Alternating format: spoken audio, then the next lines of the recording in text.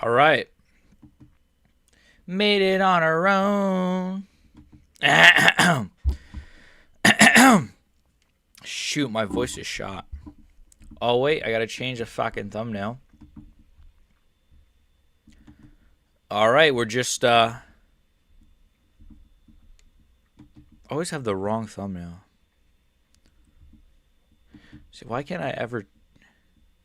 I thought I saved the thumbnail. Shoot. I might be cooked, actually.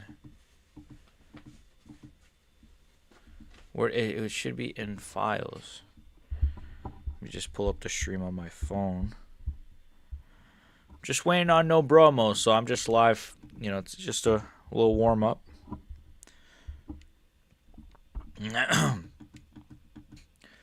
Trying to stretch my vocal cords, Paul. Hey, yo. Who's here? Who's here in the live? Let's see who's here. We got a few people. We got a few boys. ICE agent and illegal immigrants. Someone said, yo, what's up? What's up? I was just thinking about you. You know what? I appreciate that. I'm not even going to try to make that sus. Thank you. Pause. Yeah, but thank you. All right, I'm trying to change the thumbnail. So I'm just waiting on no Bromo, but we're about to start our little collab. Just getting some, just warming up a bit. I don't know. He might have messaged me back. I can't even see it right now. Dude, I had the thumbnail, man. I might have to put like a temporary thumbnail or something for now. Wait, do I have an old one I could just use? I might have an old one I could just use. Let me see. I probably have an older one. You know what I could do? I could save it and then I could email it to myself. That's what I usually do. I don't know if that's weird, but I'll email it to myself. Give me one sec.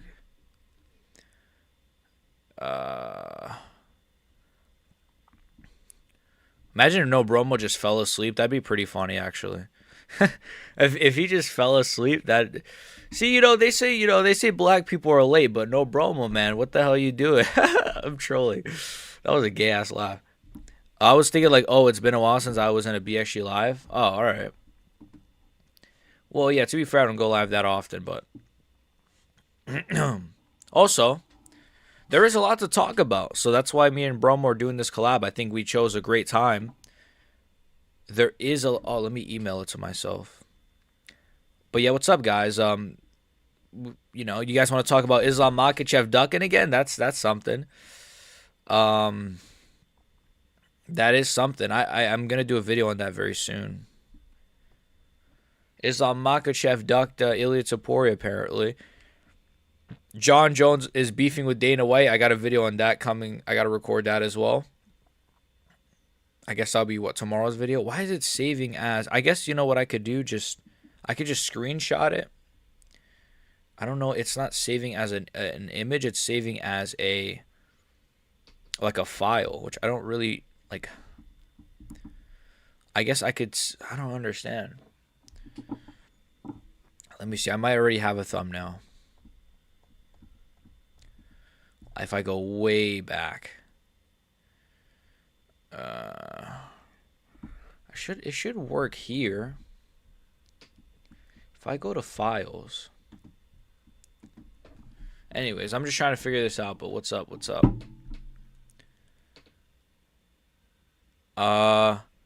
Yeah, but no Bromo's British, so him being late checks out. Yeah. No, yeah, it makes sense. It's like 9 p.m. over there. I don't blame him. He's got children as well. I'm joking. He could be as late as he wants. I got time. Been a good while since I watched Bromo. Islam the Duck Makhachev. I heard Islam injured his hand. That's the excuse. That's fuck. What the fuck is that? A dust? That's the excuse. The hand. It's always the hand, huh? It's always the hand that's injured. It's never I'm kind of joking. Not really. We'll see. Is it in documents? No. Save pictures? No. Folder? I don't know how to work computers. I'm a bit of a boomer when it comes to my own technology. Oh shit, my guy MMA JAC or MMA Jack. Thank you for the $2. He says, "Big dog, what's up, bro? What's up, my guy? I appreciate it, man. Thank you for the $2. The GOAT, guys. Go check out MMA JAC's channel. He's got some great videos, you know. He's a Charles Oliveira fan from what I saw from his last video, so go check him out. He's based. Charles, best boxer in the UFC. You know, W Rage Bait. W Rage Bait. All right, maybe if I go to here. Maybe if I fucking go here. Dude, why does my hair always look great at 3 a.m., but then, like, anyways. That's very homosexual of me. Why does it look great at 3 a.m.? But it's true, though. All right, I'll just use this thumbnail. Even though I don't even have this hat anymore. Well, I have it, but, you know, we changed the hat for 2026. All right. I'm just going to email that to myself. And then I guess I'll just use that as a thumbnail. Let me see if Bromo has messaged me back. No, I think the boy's asleep. I guess it's just me and you guys. I'm fucking around. All right. Again, thank you. Best defensive head movement, at least. Max, why did Charles ragdoll you like that? Well, the thing is, I just think I wasn't prepared for his... I didn't think he would be taking steroids going into that fight. I thought he would actually, like, you know, not... I thought we'd have the same strength, but I didn't know he was on fucking testosterone and tren, so I'm joking. All right, let me just download that. Who should Max face next? Benoit Saint-Denis. Benoit Saint-Denis. I love Benoit Saint-Denis. So I'm admittedly very biased, but that's my answer. Benoit Saint-Denis. Max versus Patty's a good one. Actually, yeah, that's probably better. You're right. Max versus Patty, right? Low-key, should Patty fight like Dan Hooker though? Low-key, just low-key though. Low-key though. Low-key though. All right, the thumbnail should be good. It's fine. It's he made a better one, but I'll just use this one. I was gonna use Bromo's thumbnail. Shout out to Bromo for letting me use his thumbnail that he worked hard to make. But I'll just use my lazy done one. All right, let me just make sure that... Okay, there you go. All right. Now let me read some chats. Oh, we made it. We're teamed up and we're famous. Max, why did you absolutely get frame mogged by the ASU frat leader? Listen, dude, the ASU frat leader, man, he's on trend. I'm not on trend, all right? I'm not on trend. So that's why the guys no, who was the guy that he got his like wig took off or something? That was androgenic, right? That was crazy. That was a crazy clip. If the Chandler fight wasn't happening, I would like Rufy versus Max. Ooh, yeah. Maybe it could still happen. I don't know when Max is going to come back, you know? He didn't take an absurd amount of damage, but it wasn't like the easiest cakewalk for him. BSD over Patty. Patty doesn't deserve the Max fight. I kind of thought that as well, right? Like, does Patty really deserve to fight Max Holloway? Like, he barely deserved to fight Gaethje, let alone Max Holloway, you know? But I don't know. I just showed my good friend UFC for the first time in Max versus Charles. I hyped the fight up better than UFC than McGregor versus Habib, and the fight he told me to never invite me to. Yeah, he literally was gonna slime you out. You're lucky. That's probably the nicest thing he could have said. He was gonna slime you out of. That's absurd, but I mean, it usually is like that, right? It's like, yeah, dude, you got to check out this fight. It's gonna be incredible, and then it's just like cheeks. And then the fights that we don't expect. Oh yeah, below JDM, that's not gonna be good, and then it ends up being like a classic, which is crazy.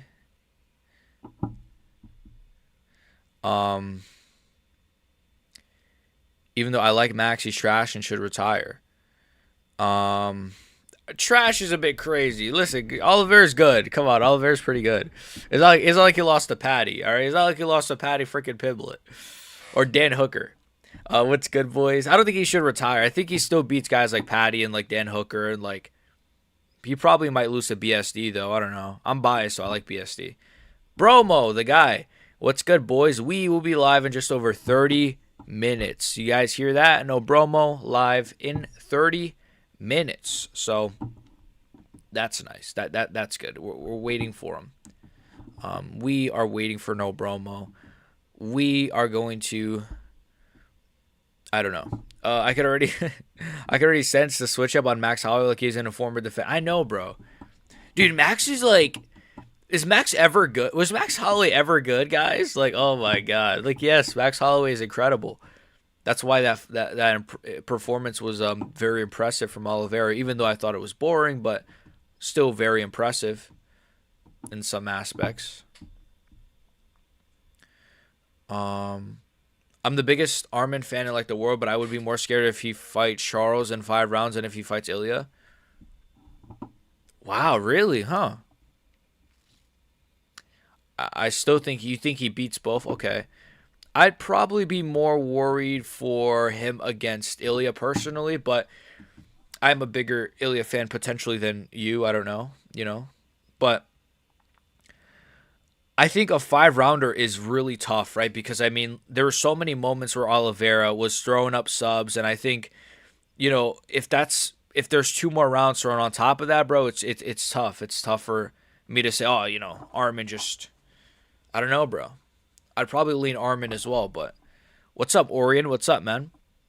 What's up? We're just waiting on no Bromo. He's gonna be here in about 30 minutes. So, there you go. There you go. Also, I got a video coming out later tonight on Islam Makhachev and Ilya Topuria. I think there's a lot of evidence to suggest Makhachev potentially ducked Ilya. Potentially, we'll see. Potentially, I think there's a bit of evidence to suggest that, so that's cool.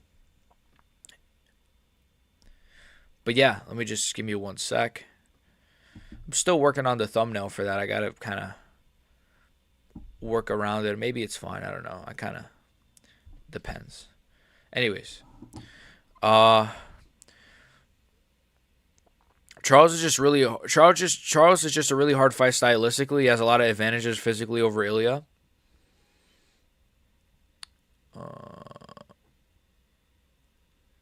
Wait, Charles is just a really Armin that is. Oh, okay.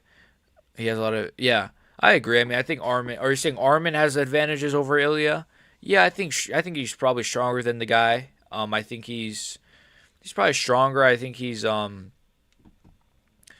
grappling is better, but I don't think Ilya is a slouch on the ground by any means. I'm curious to see how Armin fails in a 5 rounder sense.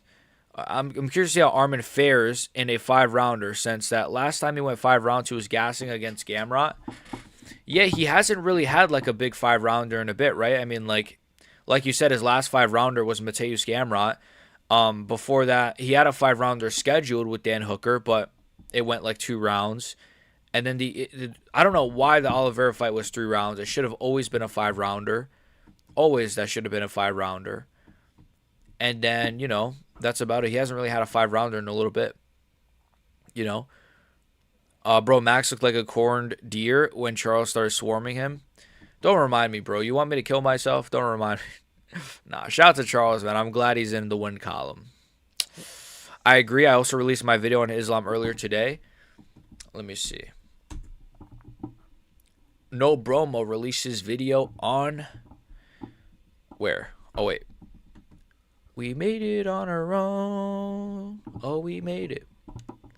Let me see.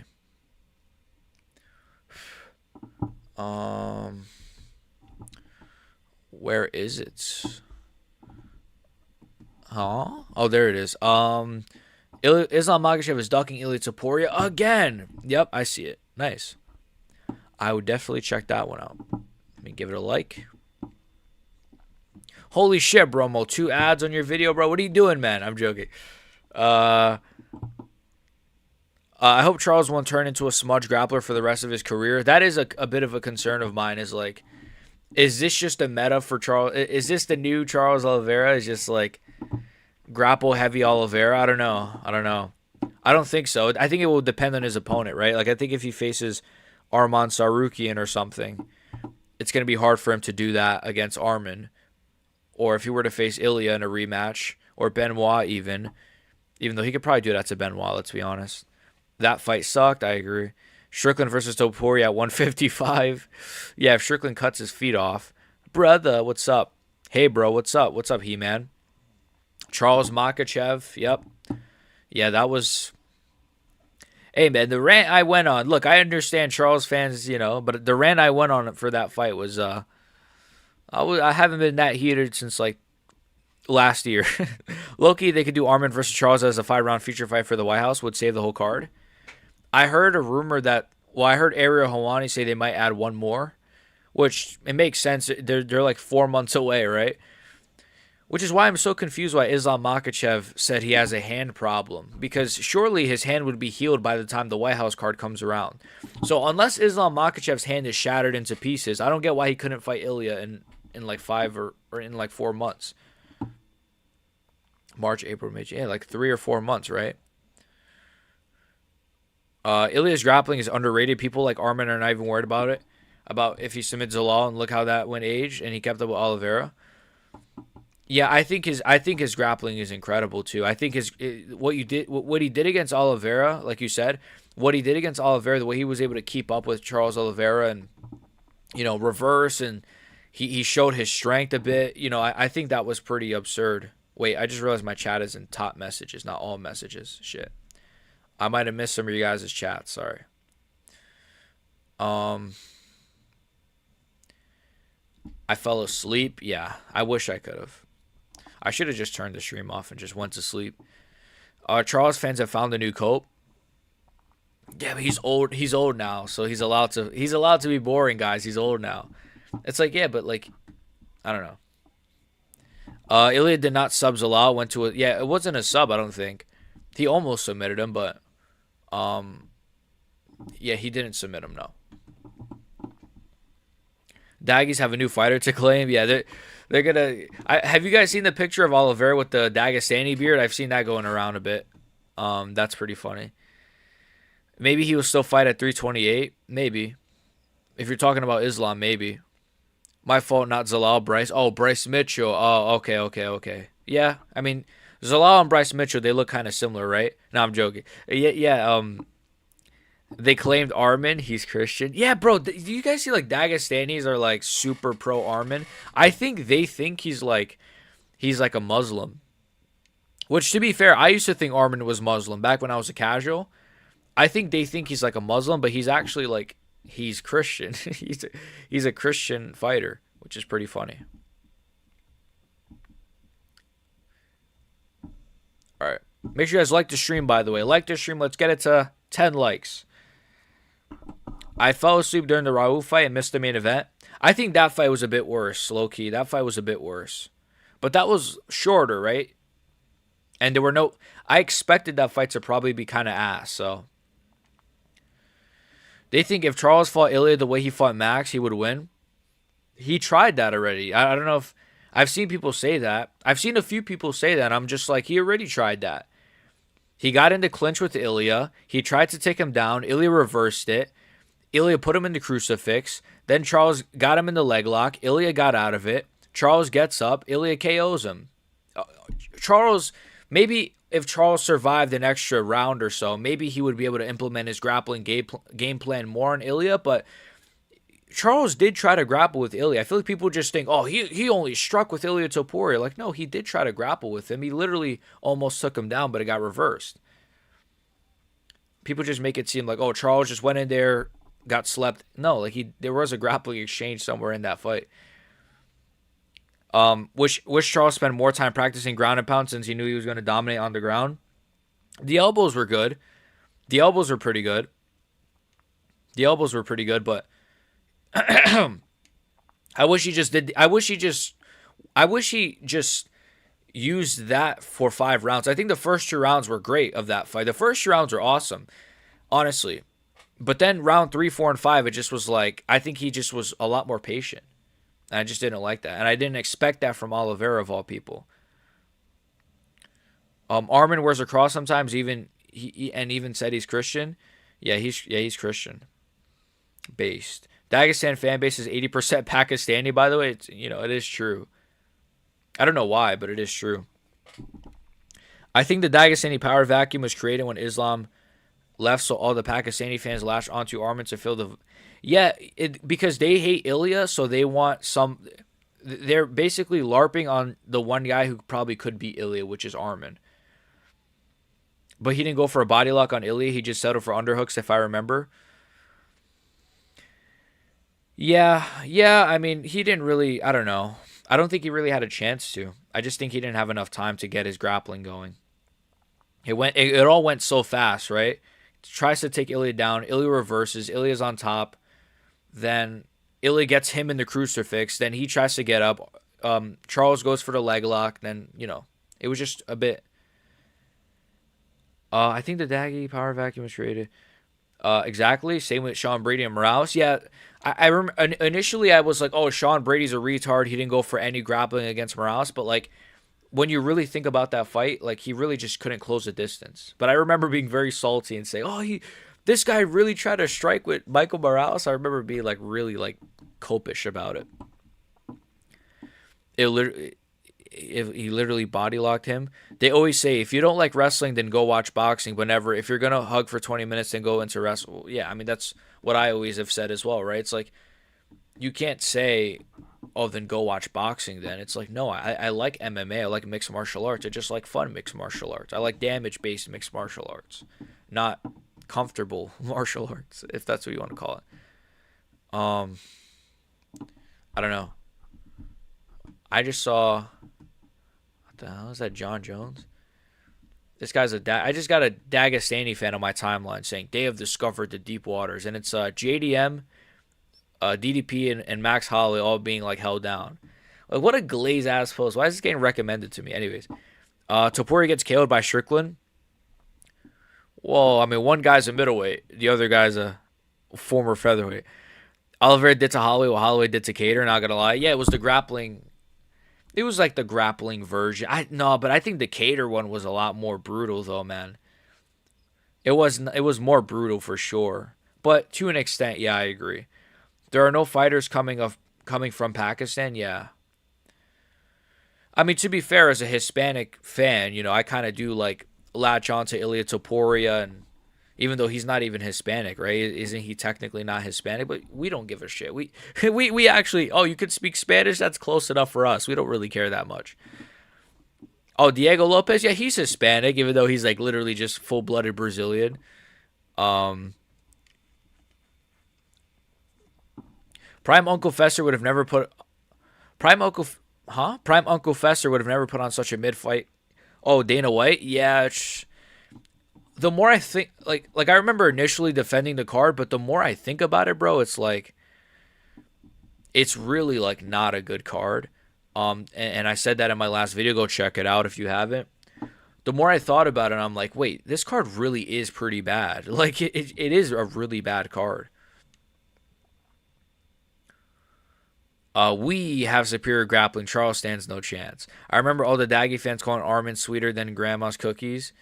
When he was fighting Islam. Yeah, they were all trolling him, saying he's going to lose. I remember picking Armin actually to beat Islam Makhachev, even though that fight never happened, but there you go. Armin said on Telegram that he wants to share a card with Hamza. On Telegram? How did you see that? That's so random. But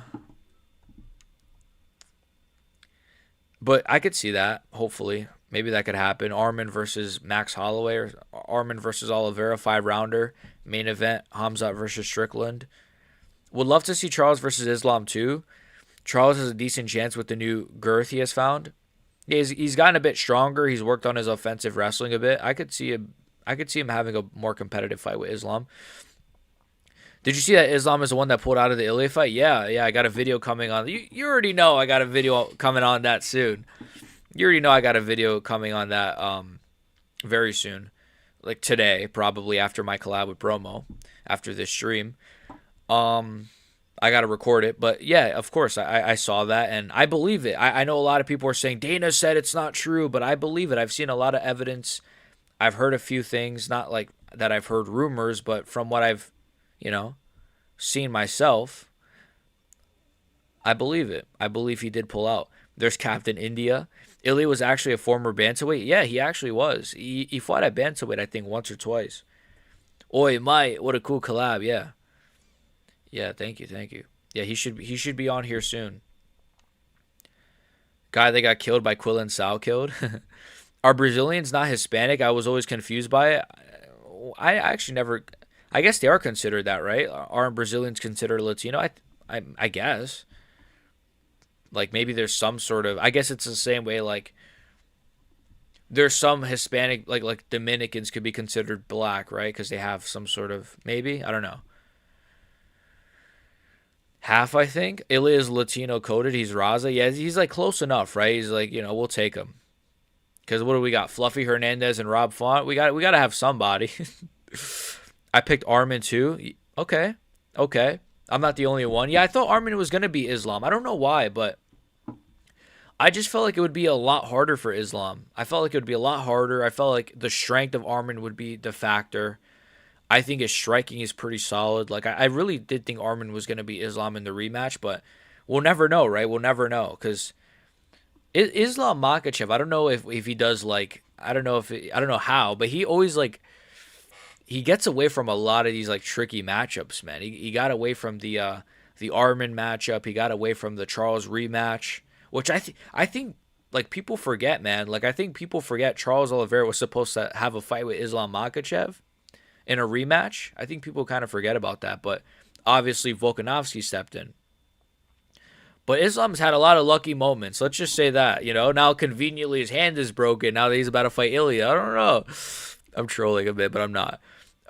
Brazilians are half Portuguese. At Portuguese, I think the White House card is good, just not once in a life. Yeah, yeah. If it was just called like UFC 350, I don't know what number we're on. UFC 328, UFC 330, I'd be like, yo, this card is the greatest card like of the year. But because it's UFC White House and it's been hyped up like that, yeah, it's just not even as good as UFC 300. To be honest with you, which that's not a bad card or anything, but I mean, which this is not a bad card or anything, but it's just not to those heights. Um, when is Quillen Sal killed getting a ranked fight? Lots of lightweights are getting ranked opponents. He deserves one. What a burp. I think they should have done him versus Chandler, but obviously Chandler's going to get killed by Mauricio Rufy and sent to his black children. So I think they should do like Quillen Sal killed versus who's somebody. Let me check the rankings real quick. Who's somebody like around the bottom of the rankings he could fight? Because I agree with you. I think he should have got the Moicano fight low key, but I'm a bit biased. I like Sal killed a lot. Let's look at the lightweight rankings. I guess you could do him versus Fiziev. You could do him Fiziev. That makes sense. Actually, there you go. I would do Fiziev versus Quillen Sal killed. Unless you want to do Dan Hooker versus Quillen Sal killed. But that's a pretty high jump up, though. That's number 8, Dan Hooker. But you could do Dan Hooker versus Quillen Sal killed, or you could do Fiziev Quillen Sal killed. If not, then you're going to have to do like Fares Yam versus Quillen Sal killed. And then we're looking at like the top 5, which is too much for Quillen Sal killed. It's way too much. But yeah, I would do like maybe Fiziev then. Because there's no real clear person for Fiziev to fight next. Armin versus Charles too. Yeah, I like that. Connor might come back for International Fight Week. That would bring some life. I think he's going to come back at International Fight Week as well. Apparently, they're actually going to negotiate with him today. That's what I read. My guess is... who is he going to fight? Kamaru Usman? I feel like I could see like a random Kamaru Usman Connor fight, but then it's like, is Connor going to win that? I don't know. But it's better than Carlos Praza slamming him out, I guess.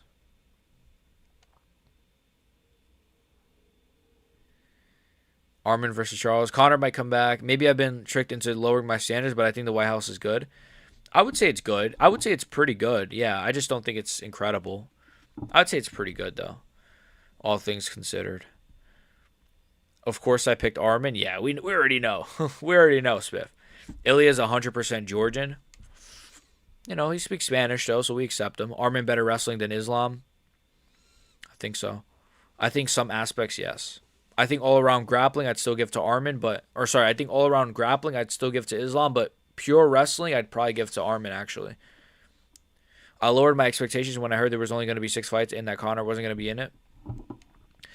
Yeah, I think we all should have probably just expected the worst. Armin pulled out for a reason, and I was rooting for him too. Yeah, he probably missed weight. Brazil is part of Latin America. Okay, Brazilians are superhuman. Okay, so Charles Oliveira. So I can claim Charles Oliveira. All right. I'll claim. Wait, so I can claim Alex Pereira and Charles Oliveira. All right, nice, bro. Latinos own the UFC. I'm trolling.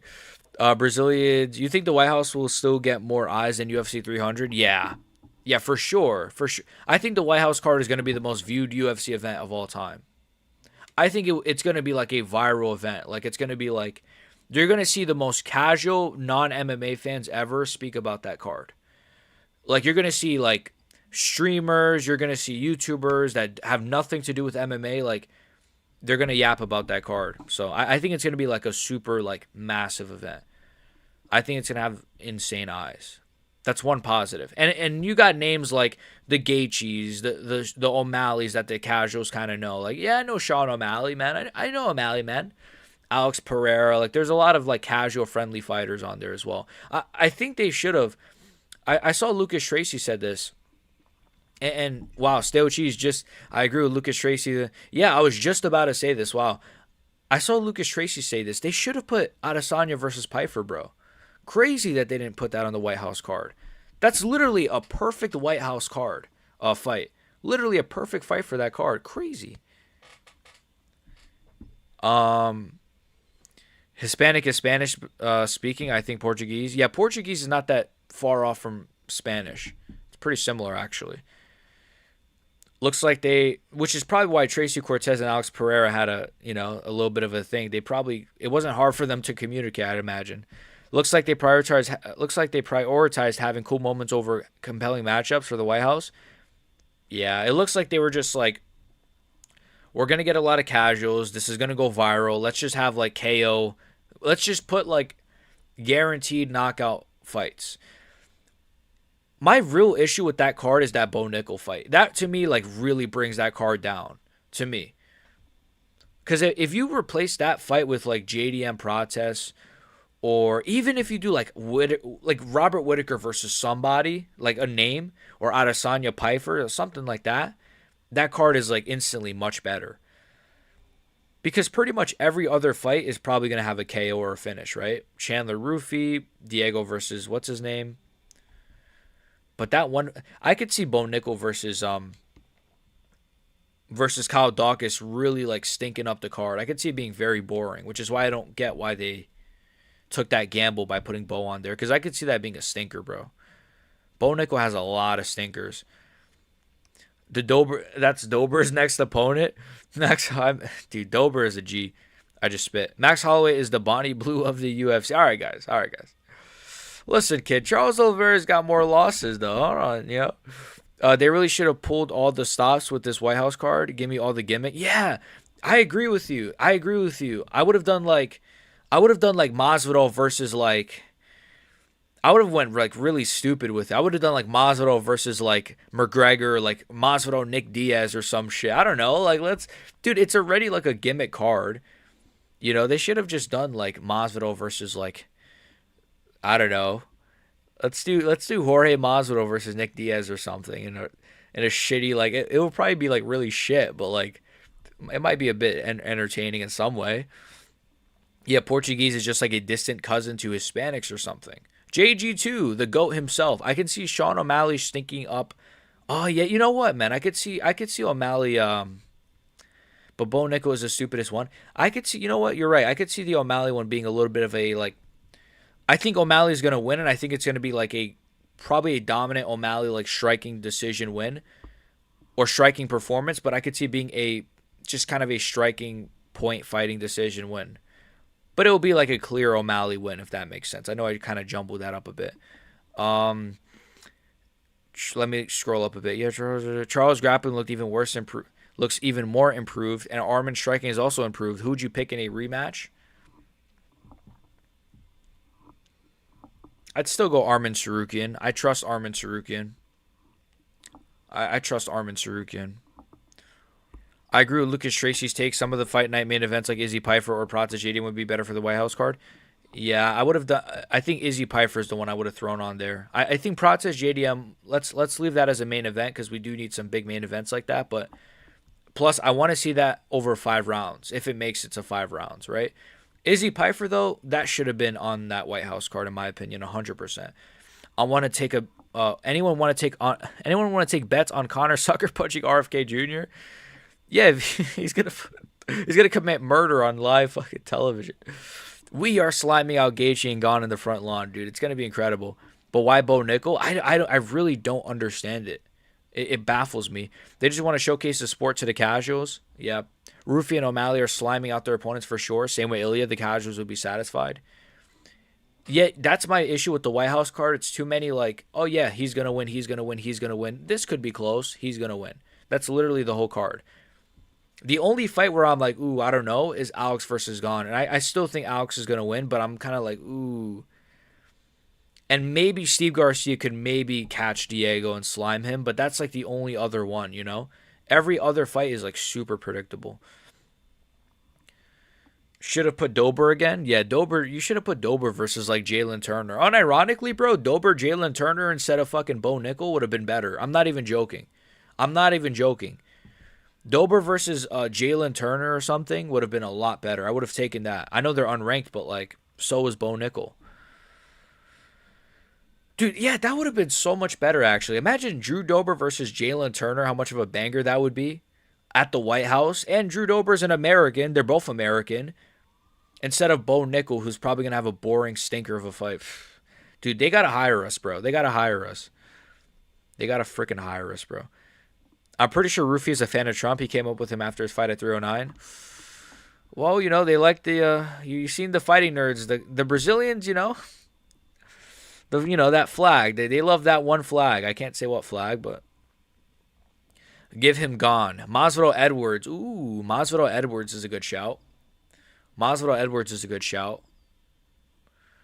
Yeah, where's Edwards, huh? Where the hell is Leon Edwards? We gotta wake him up.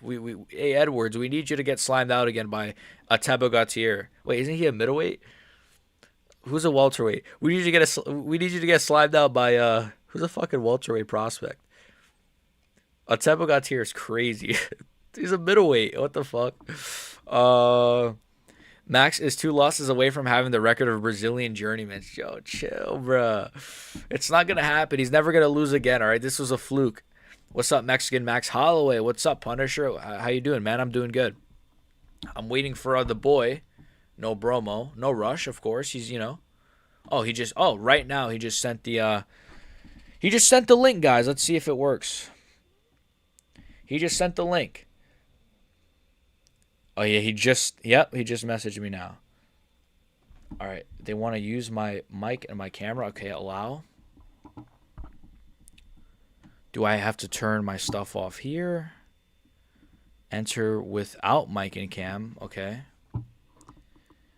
Okay, I'm here now. Okay, I'm backstage. All right, we are here with Bromo. Dude. Hello? I don't know if you can hear me. Wait, let me turn my desktop audio. Okay, guys, I'm not good at technology. Hello? I can hear you. I can't see you. Oh, okay. Oh, what did I just do? Oh, I have to turn. Wait. All right, guys. You guys are seeing this live. I'm not good with technology. All right, I'm going to turn my cam off. Hello. All right. Oh, wait. No. I think what you're gonna have to do, all right, is turn your camera off on your live, full screen this and screen record it on OBS maybe. All right. That's my guess because I don't think you can't have your webcam on two different things at the same time.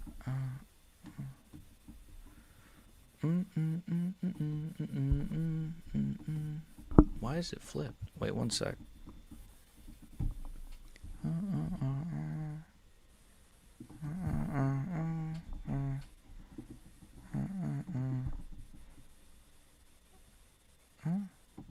Oh, there you go. You guys are seeing this live. Or 1 sec. Sorry. Oh, I just hit my computer. Oh wait. All right. It's not the first time this has happened. All right, here we go. Here we go. No, I left again. Fuck. Why does it? Oh wait. Okay. Now, webcam. No. I'm clicking it. All right, guys. I'm just gonna be faceless. No, I'm kidding. I'm kidding. It's anonymous. I can see I can see the screen recording on your stream, but Well, you guys can hear Bromo, right? Let me know in the chat.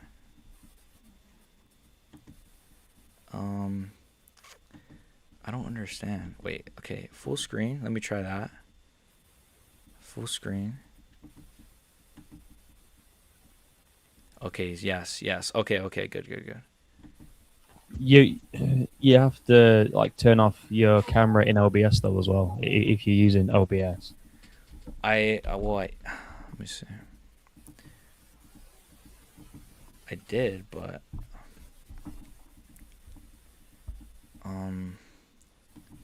Try and delete the video capture bit, like completely. all right. They might give you the option to select it in OBS. Okay, there's my cam. No, in StreamYard, sorry. Deactivate? All right, deactivate it. Okay, maybe that is it. Don't judge me, guys. Don't judge me. This guy's a YouTuber, guys. He can't even set up his webcam. Here we go. Okay. Oh, Can you see me? nope. Wait, you can't see me? No. No way. But I could see. Wait, what? You can't see how? I can't see. Oh wait, hold on. There we go. Yeah. Okay. I was about to say like, no way. I could see All right, me. let's go live. Let me go live right. on my own channel as well, guys. If you want to help us both out, open up two separate tabs. Yes. Yes. Have BXG's open on one and mine on the other, and that'd be fantastic. Right. Expand this. Pause. I am confused. Did I? Because for me now, it's not even 9 p.m. UK time. Did we get the times mixed up or something? I thought I probably did, right? Because I thought 9 was 4 over here. So maybe is it 5 over there? I think what's happened in the UK, the clocks have gone forward. I think. Oh, see, that's that UK stuff. I don't know about that stuff. I'm American, all right? No, I'm joking. All right, so yeah, so for me now it's like 5 minutes to 9 in the evening. So it's not even 9 p.m. yet. So if people think that I'm late, the times have just got all mixed up. So it might have been 4 for you previously, but I think the clocks go back and the clocks go backwards and forwards over here. I'm not sure what it's like over there, but anyway. Yeah, I believe that's the case. Yeah. Anyway, we are here finally with BXG, and we're going to be yapping about 326 and the White House card. I also want to get your thoughts on the Islam Makhachev Ilya Tuporia thing that's come out. The Duck himself, yes. Recently, the Duck, which I've got a lot of comments on my video already trying to deny these claims, which I'm not sure. I mean, they can deny it, but all the evidence, in my opinion, is kind of lining up to be, that he is ducking him. But before we get into that, I agree.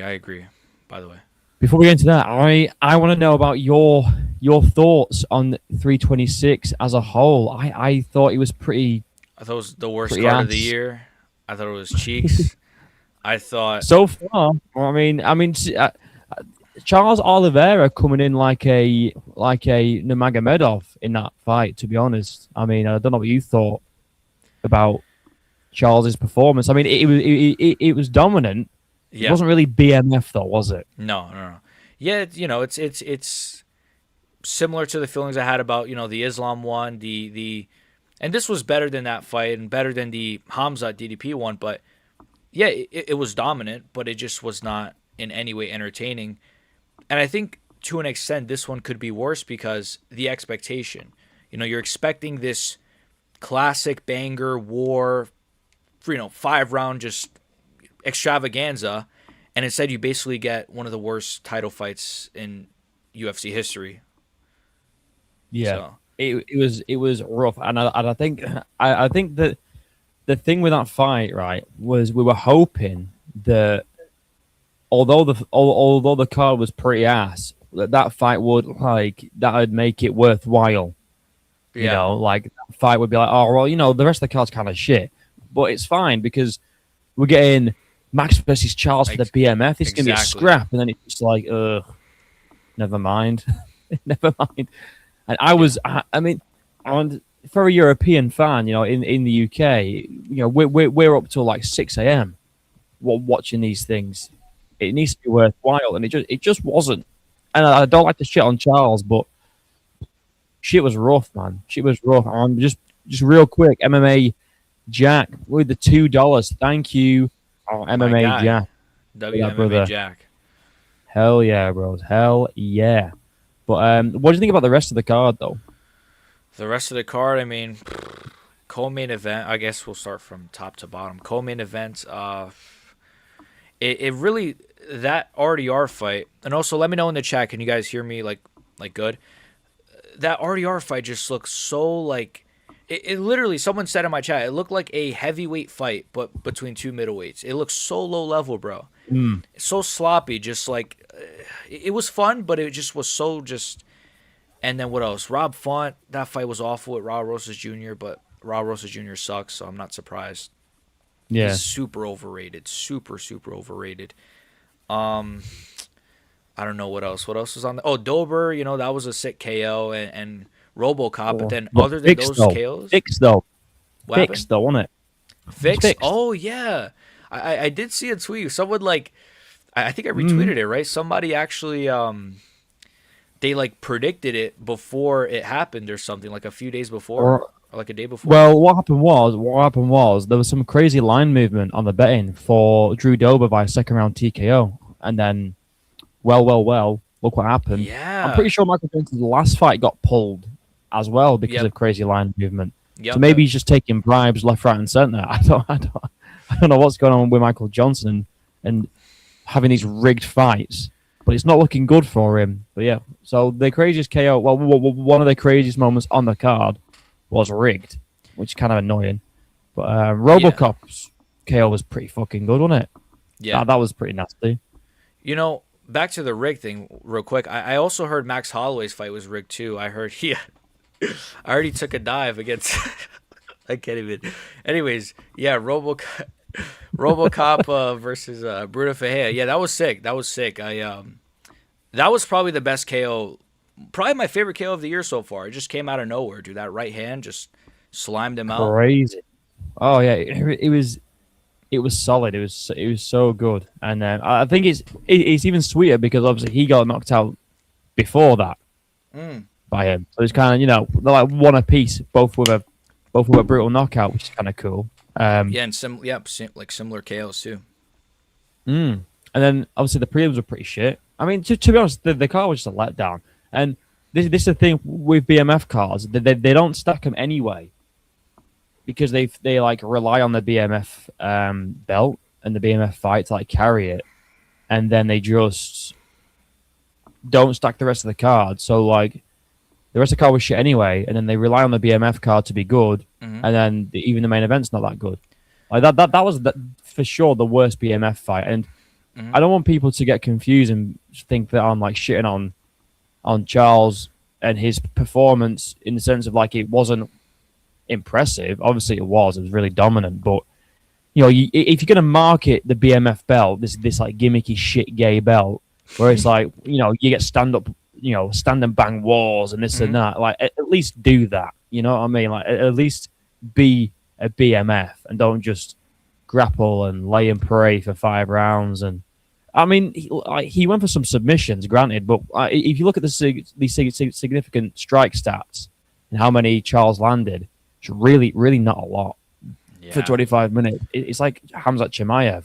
He didn't land a lot of significant strikes, but he controlled a lot of it. But because it's Charles, people will probably be like, "No, no, you don't understand. It was really good, bro." It's like Yeah. It's you were just. saying, but you'll chat shit about Islam and Hamzat for doing the same shit, which is kind of silly. But yeah, I saw Guru say that the fight was good, that or that he was enjoying watching it or something. And I'm like, if that was like a Daggy, and I hate to sound like MMA Joey, but if that was a Dagestani fighter, you'd be going mental. Exactly. Yeah. Yeah. It's just. I think really for him, he puts a lot of value on his pick being correct. And so it's like, well, Mm. guys, I told you, I said Charles was gonna win. It's like, well, it's just, I don't know, it's just a lot of. There's people like that where it's just like, well, my pick was correct, so even if the fight was trash, at least I'm right. It's just, I was like it's that, to be like, honest, with the Hamzat fight. I was like, "See, guys, I told you so. I told you so." that's You're just fair. mad because you're wrong. And when it's like looking back, it's like, would I watch that fight ever again? Would I No, fuck? Not a chance. Would I rewatch that and boring fight? Oliveira, when the fight first started, it wasn't like that bad, right? Like he was using elbows, he almost had, Holloway in a submission and stuff. But as the fight kept going on, it really did turn into Islam JDM 2.0. But the first like Yeah. 2 rounds was like pretty. It was it was dominant. It was solid. It was good, very good. Or yeah, but then it's like maybe he noticed that it wasn't really doing anything crazy, so he thought, oh, I'll just try and win then, and I'll just try and control then, rather than make it fun and like a BMF fight. I'll just do what I need to do to win, I guess. Which was, I mean, he got the job done. But if we're gonna do this BMF belt, at least live up to the gimmick of the BMF fights, which is scrappy wars and like badass fights. Badass fights isn't hugging and grappling. Exactly. Badass fights is Max versus Gaethje. It's Max versus Poirier. It's these banger stand and bang wars. I know Charles doesn't really fight like that anyway, but then why put him in a BMF fight? You know what I mean? It's kind of Yeah. weird. Why not just put him in like a number one contenders matchup if you're going to do that? Because really, what they're going to do is give Charles probably the next shot after Arman. Or to be fair, I won't be surprised if they jump Arman, even though he's already lost to Elia. But Yeah. you might as well just give him a number one contender shot if you're going to do that, rather than a BMF fight. Yeah. I could see But, maybe an Oliveira Connor main event sometime international fight week. That's a possibility. Even though it's super one sided, but mm, look at the White House card. They don't care about one sided fights. It seems nowadays. So yeah, the fucking cards. Oh god, that card. I mean, we'll get into that we'll in get a. to you, White House. We'll get to you. Just We'll, hold on. we'll get into that shortly, but yeah, Charles versus Connor could be a fight. I know Connor said he was interested in getting the winner of the BMF fight, so maybe that's what they do. And I know I think Charles mentioned about fighting Connor, so maybe they do that. What weight class are they going to do it at? Are they going to make Charles bulk up to 170, or are they going to make Connor cut down to 155? How are they going to do that? I know Connor said he wants it. I think Connor said he wanted it at welterweight because that's Yeah. where the BMF belt originated. But I don't know. Do you think Charles would move up to welterweight just to do that fight, or what? Yeah, I think it would be at 170. I don't think Connor could physically make 155 personally, and I think Oliver doesn't really have to cut that much weight to make 170 at all, right? I mean, he probably walks around at maybe 190, right? We know he cuts a lot of weight at 155, so I think Oliver would do it. I think he would fight at 170 just for one time. and do another BMF main event with a shit undercard because it's Connor and it's a BMF fight. Well, yeah, Because that undercard would probably stink. You're right. I mean, because if you think about every single Conor McGregor card, you know, they don't really stack the undercard because they know Conor sells, and they do the same with the BMF fight because they know that usually the main event sells because it's a sick fight. So, you've got Conor and the BMF on the same card. You're probably going to be looking at a really shit undercard, It's gonna be like not worth it for. it's gonna be like Shevchenko versus somebody co-main, if that, right? Maybe it's gonna be like a Macy Barber, That's a badass fight. That's a badass fight. and then it's just gonna be like Bo Nickel will somehow get on that card somehow, and that's about it. That's yeah. Bo Nickel, God damn.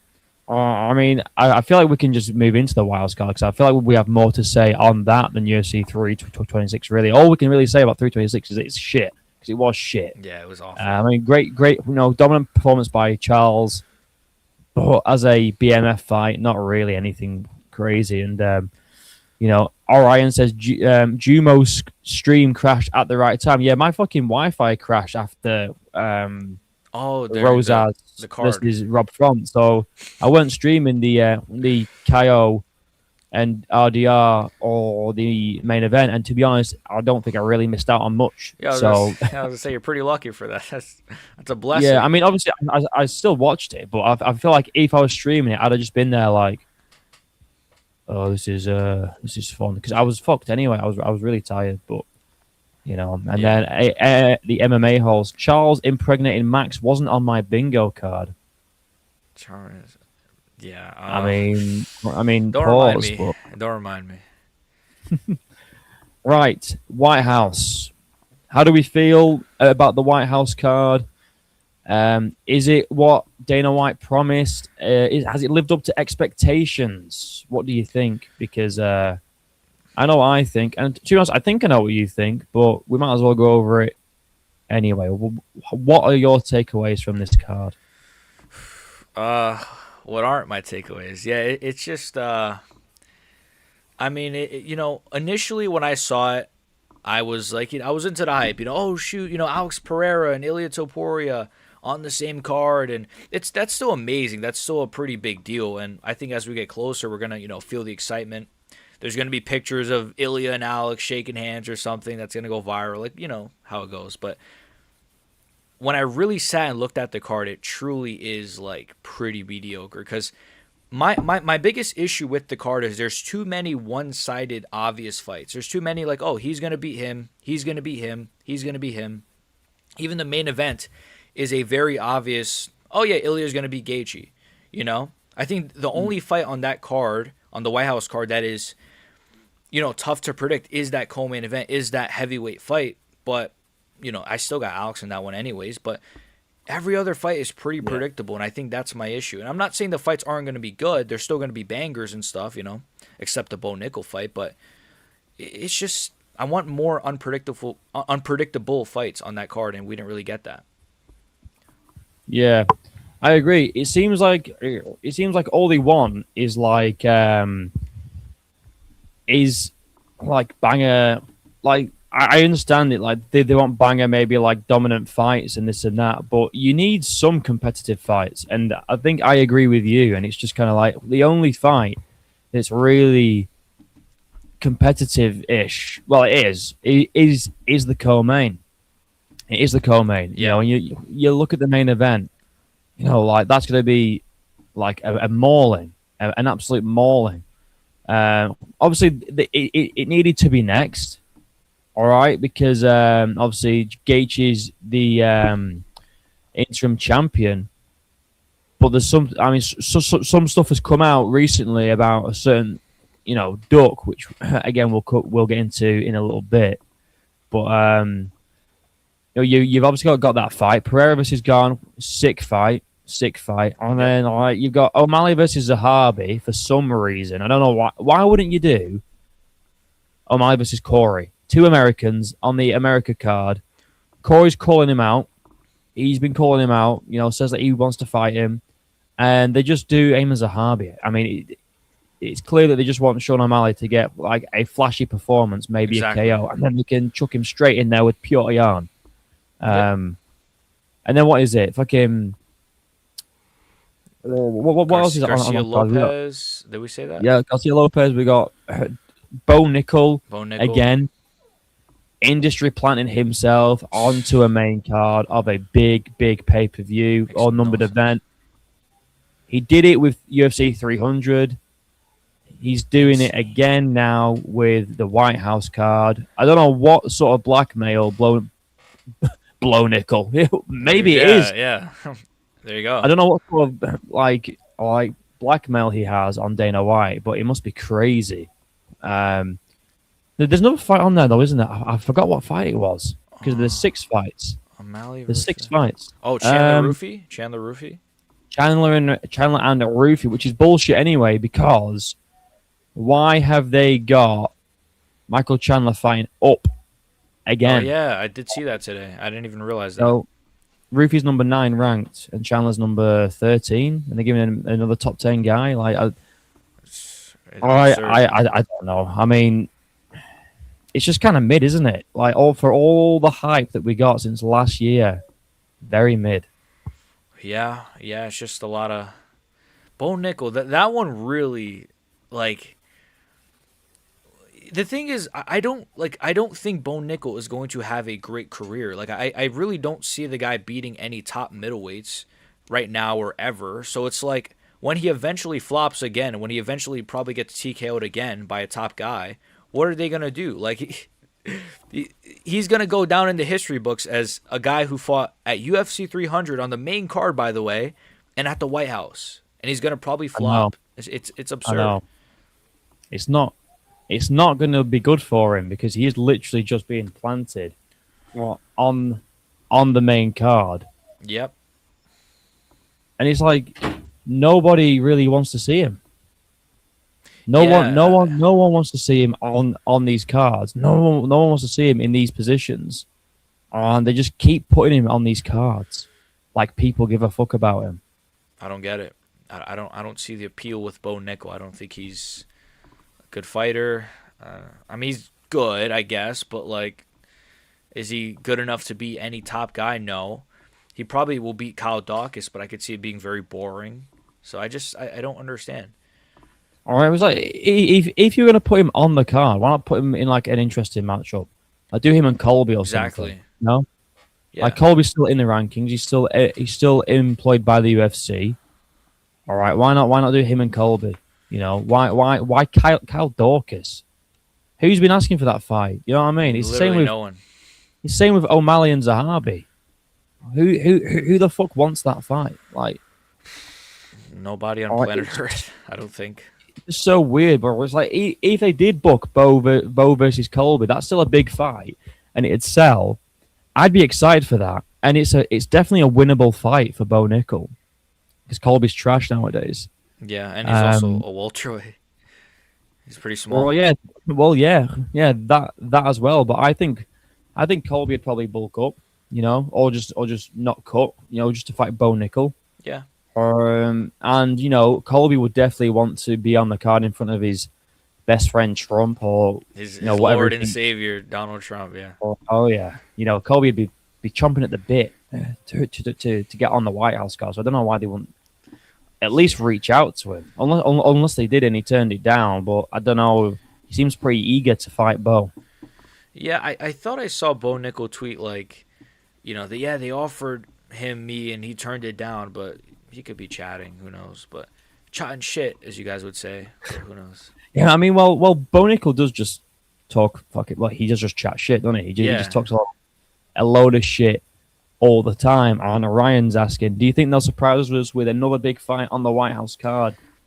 I saw Helwani say like this morning that there's a good possibility they might add something else. So who knows if it'll be a big fight or just a small fight or I don't know, but there's a good chance. There's a pretty good chance. I mean, the card's a long time away, so you never know. I mean, and they did throw this card together because they said they was going to start matchmaking in February, so they threw it together in less than a month. Yeah. Really, Yep. So I don't know why they couldn't like add something else on there in 3 months. But what would they even add on there though? Like, Well, stale yeah. cheese. My guy just said, "Imagine Usman versus Bilal," is what he said. That's what he said in the chat. So Listen, Usman thinks Bilal does nothing for him. Nothing for him. He just wants the belt next. So if Usman didn't want to fight Bilal Muhammad when he was ranked number one, he's not going to want to fight him now when he's ranked number what 6 or 5 or something, yeah, whatever he is. Usman is That would be a good fight though. I would love to see that fight, but same. if Usman didn't want it, when he was number one contender, so I can't see really wanted it now. Yeah, But I that think would be quite fun. Um, someone said Usman Morales. He's not taking that either. Usman is not fighting anyone except Islam Makhachev. That's what I I mean, think. Islam turned down DDP as well. Oh, they offered him Usman. DDP, who, bearing in mind, is the number one contender, and he said, Yeah, "Oh, number one contender at welterweight, sorry, at middleweight. middleweight," and he still said no. So he literally just wants to fight for the championship. He doesn't want to really earn it, and he doesn't want any tough matchups. It seems like, unless it's for the belt. I wouldn't be shocked if Usman just retires in like 6 months. We get like an announcement on his podcast, like, "Yeah, guys, I'm done. I'm retired." Like just I don't think he's gonna get his way. I don't think he's getting a title shot, or I don't think he's gonna fight anyone super dangerous because everyone at welterweight is dangerous. Everyone, even Ian Gary's is dangerous. So I don't see him really, Yeah, unless it's a yeah. Leon Edwards freaking quadrilogy. I just don't see him taking it. I really don't see him taking any fight at that division.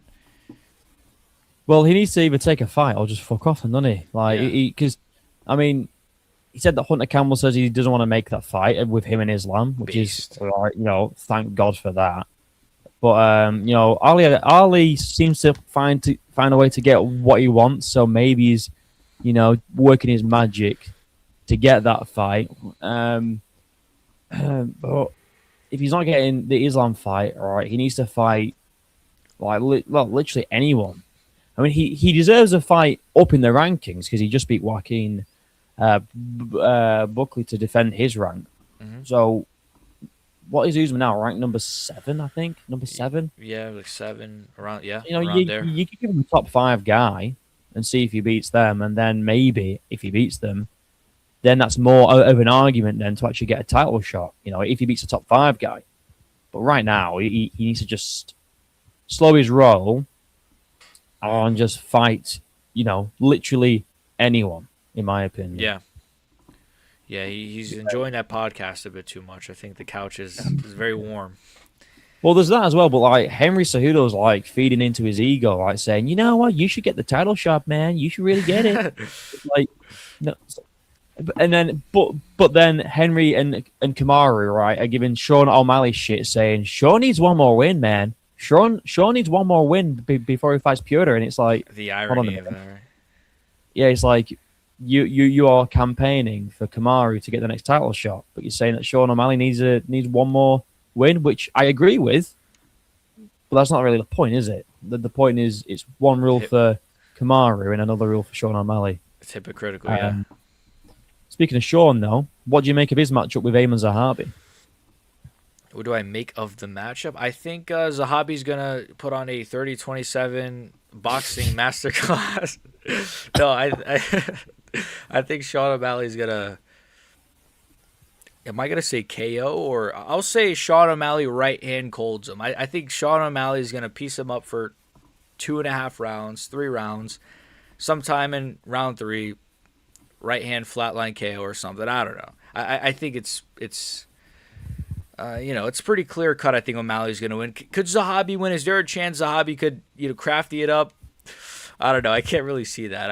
I don't think he's got a chin. We've seen he's got a bit of a chin, but O'Malley's got good power. He's got good timing. He still has his speed. I know he has looked a little bit mid recently, obviously, but he's still Sean O'Malley. He's still very dangerous, and I think he's gonna. I think Zahabi is garbage, so I think he's gonna Yeah, slam him up Zahabi's like the worst top contender. I feel like a lot of for his sure. a lot of his victories are like really close, or they're just robberies. Like He hasn't really. I have not watched an Amos Zahabi fight and thought, wow, this guy's dangerous. This guy's the Yeah. next problem at bantamweight. I just think, how is he even winning these fights? How He's is he winning these fights? And Orion's here saying they book Zahabi because he's a good juice.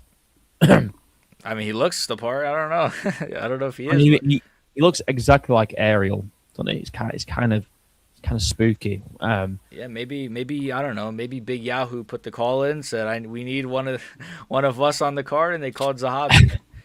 The fix is already in. Damien If they were Zahabi's going to do gonna. that though, surely they get like a Gene Silver or like a Michelle. You know, Yeah, true. Yeah, Gene you Silver. know, He's gonna they'll come get out with the like one of the flag. good Oh, boys. what? Yeah, get one of the good guys on there. Yeah, Could you true. imagine if he's there? If he's fucking there? Who, Could you Big imagine? Yahoo?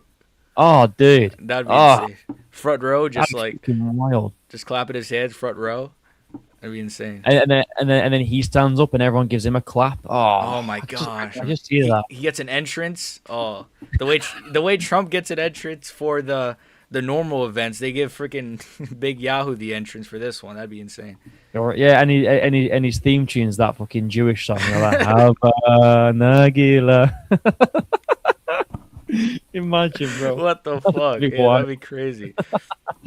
Bromo, what's popping? Hello, Manny be chilling. Armin versus Charles 2 is going to be cinema. I don't know if they rebook that, but maybe they do just in hope because the first fight was so close. I can see them doing that and being like, Charles, you need to beat him. Yeah. You need to beat Armin, please, just so they don't have to give Charles their next matchup. Maybe. Yeah, I could see that. I'd like that fight. That'd be something. Seymour Assis says he's the highest level layup for Sean. Yeah, that's what we were basically saying. True, Just yeah. like he's the shittest top ranked guy for Sean to beat. I 'Cause just it- when Corey Sanhagen is right there, when Yeah. everyone's calling for it. Everyone wants to see that fight for Sean O'Malley, and they just don't do it I don't because get they just it. want Sean to get like a big fancy dominant win over someone who's like pretty garbage. I don't know. It's not really booking the baddest card ever, the best card you've ever seen, is it? It's just like No. who do we like, right, and who can we give layups to? It's That's what it pretty seems insane. It's pretty insane. But someone said It you seems like guys are my sorry, what were you gonna say? Oh, no, go on. You guys are my most watched MMA YouTubers, and I watch a lot. Thank you, Matthew Sally. Thank you so much, man. Thank you very much, brother. Someone said I've already asked Bromo this, but gay son or thought daughter, suicide. Someone said Bx-Bromo has handsome eyes. Thank you. Pause, but thank you, Steve Garcia fan. And then someone said Armin versus Charles 2 for the interim, while Ilya fights Islam, maybe. You know, that's something. Well, I mean, Wait, well, for the we were interim? gonna get. Wait, there's already an interim champ. His name is Justin Oh. Gaethje, and he's gonna slime out. No, I'm kidding.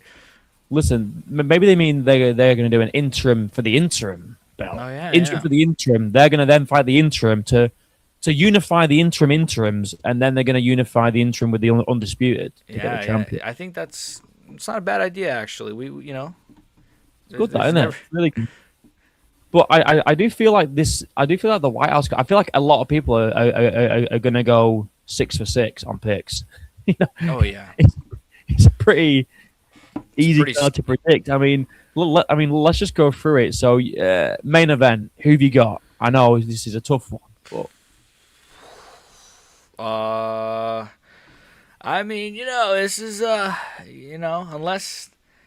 unless there's some kind of unless they kidnap Ilya Toporia's family and lock them up in a freaking basement and say if you don't lose to Gaethje, we're gonna like snipe them. I don't know. I'm gonna say Ilya Topuria within the first minute, right hand colds Justin Gaethje in the first exchange. It's gonna be the Wow. quickest main event ever. hot takes from BXG guys. You hear that? He thinks Ilya's going to knock out Gaethje in the first round. I know, crazy. Wow, that's a Spiciest risky pick. Yeah, I agree. Ilya, first round, like whenever he wants to land that big shot. I mean, maybe he like goes a little bit, maybe he's a bit nice and he lets it go into round two, to make people think like wow, Gaethje's actually really good, let's make him look good for Donald Trump, and then he just goes into the second round, and then he just sleeps him. I don't know.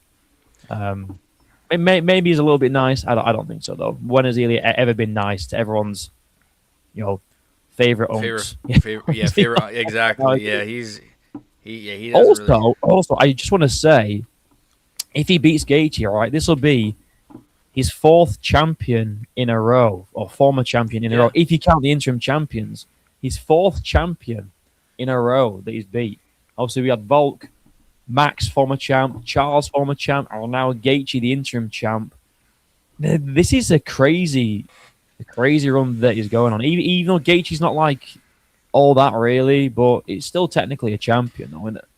You don't get it though, man. They're all old men. None of them are good, according to like Islam Makhachev fans. Like I don't even know who, but they're all old men, and they're all like the combined age of 300 years old. So they don't count as good wins, according to some people. I do think you could use that argument against Gaethje, though. In fairness, but that one fits. Yeah, But the rest of them, they've all gone on to win.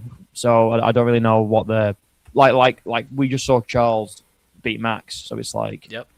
Hey, we got 199 from Joe Swanson. Nice. Hello, Joe. Honest predictions on Nickel versus Dorcas. We're gonna get to that. Don't you worry about that one. Tough one. Really tough, guys. I mean, Dorcas is going on a comeback spree, but we will get to that. But after that, it's Pereira versus Garn. This is probably the toughest one, to be fair. Probably the toughest one. Yeah, for sure. I think this one is tough. I got Alex, but there is a part of me that is a bit worried that this one could be, I don't know if I'll say boring, but a little bit. I think there's a world where this could turn into a like point fighting type of kickboxing match. Excuse me, but I don't know. I mean, it's. I got Alex in this one. I think he's going to slime out Surugan in the later rounds, but I could see it being a bit tentative from both early on. Do we get any eye pokes in this fight? Oh, yeah. Well, I don't know. I mean, Alex Pereira, he handles fouls pretty well. We saw that against Jamal Hill. We saw what happened right after he got fouled. So I would hope he gets eye poke because we know what's coming next if that happens. Maybe Alex gets like a buff, like he's like put points into like a buff where like if he gets fouled, he like gains like plus 10 strength for like 5 seconds or something. Exactly, yeah. Maybe that's what it is. Maybe it's that shaman magic that Yuri was talking about. I forgot about that, bro. That was crazy. But Yuri never lies. Yuri was telling the truth, I think. Oh, I mean, come on. I mean, look. I mean, his coach is a Freemason, so True. Maybe he's onto something. That is true. To be fair. But I don't think. I think the eye pokes with Alex won't play too much of a factor because, unlike Tom's game plan is to like blitz in and like get close. Yep. He's susceptible to the eye pokes, whereas Alex doesn't. He stays at range with his jab and his low kicks until he gets them hurt. So maybe he will get poked. But I think Alex's style is hard to poke him because he stays at kickboxing range, whereas Tom doesn't. He kind of goes in and then he's there for the poke, Mm-hmm. Or maybe if Alex does get poked, he won't be as bad because he doesn't really get in close unless he gets you hurt, if you know what I mean. Yeah. So maybe you'll survive the eye pokes. Hopefully, I just want to see Garn get fucking slept, slimed out, just. Wheel kick. I want to see a wheel kick, a flying knee. I want to see all of this in one. A wheel kick and the flying knee and an uppercut and a spinning back. Like just every brutal KO you can possibly imagine. I want to see it. And an eye poke at the end just for fun. Yeah. I mean, yeah, fuck it. Get an eye poke for revenge. I think if anything, he might nutshot Alex like he did to John. Remember in the John Jones fight with the very first kick he threw, he kicked him right in the fucking balls. That was pretty Literally base. The first kick. That was pretty base. But yeah, I do remember that actually. It was. But don't do that to Alex though, Garn. You dirty fuck. Don't you bother. But yeah, and Joe Swanson has the kind of same thing. The groin kicks will be there for Garn, who fights a lot out of southpaw. Hey, yeah, That's what I mean, bro. That's what I'm Maybe he's gonna kick him Maybe this is what right we in the need. huh? Maybe this is what we need. We need this to happen. We need him to get groin kicked. So it's lining up pretty well. Yeah, we do because like I said, he gets that 5 second strength buff, which he'll knock him out with. Well, I do agree, like later rounds TKO, maybe like later in round 3 or 4. I reckon it goes over 2.5. That's my Same. prediction, but it still finishes after that. Um, Do you think because I've seen some people say this, the grappling of Cirogan could be any sort of factor here? I don't think so. I mean, Cyril Grant's not really I mean, we saw him get out grappled by Volkov. And although Alex isn't a grappler, he has very good takedown defense. I don't think Garn's going to really grapple with Alex, and even if he tries, Alex is strong and he's big. I mean, people are thinking like, oh my god, he fought at middleweight and now he's at heavyweight. It's like, well, he was a heavyweight cutting down to 185. Really, he walks around at 240 now. So he doesn't even need to really cut. If anything, he needs to bulk up a little bit still. But he's a big, strong guy with good takedown defense. I don't think Garn's going to get him down. I don't think Garn's really going to want to get close because if he gets caught, Yeah. like he did against Ty, and people don't like to admit it, but Tom was landing some good shots on him. Tom was landing some decent punches on Cyril Garn. It's just that he didn't bust his nose, so I guess Garn was beating the shit out of Tom because he's made his nose dominant 10-8, 10-7 actually. And also, I just want to say, it fucking irritates me, right? When people go, Garn won the first round. That means he would have won the whole fight. Then it's like, hold on a minute. Yeah, we've four more seen rounds. So many fights where the challengers have won the earlier rounds and then lost the rest of the fight. Corey Sanhagen won the first round against Merab. Umar won the first 2 against Merab. I said something else in the chat. Kamaru Usman was winning 4 rounds against Leon Edwards. There you go. And he got head kicked. So this whole thing of like, well, Garn was winning the first round, therefore he would have lost. Therefore he would have won the whole fight. It's only because Tom's never been out the first. Well, he has, but barely ever goes out over the first round. That's why people were saying that, not because like it means anything. You know what I mean? Yeah, Garn was winning, but it was literally by a few strikes and a nosebleed. Yeah, I don't understand it wasn't the best look for Tom as a Tom fan, but No. it just wasn't like this.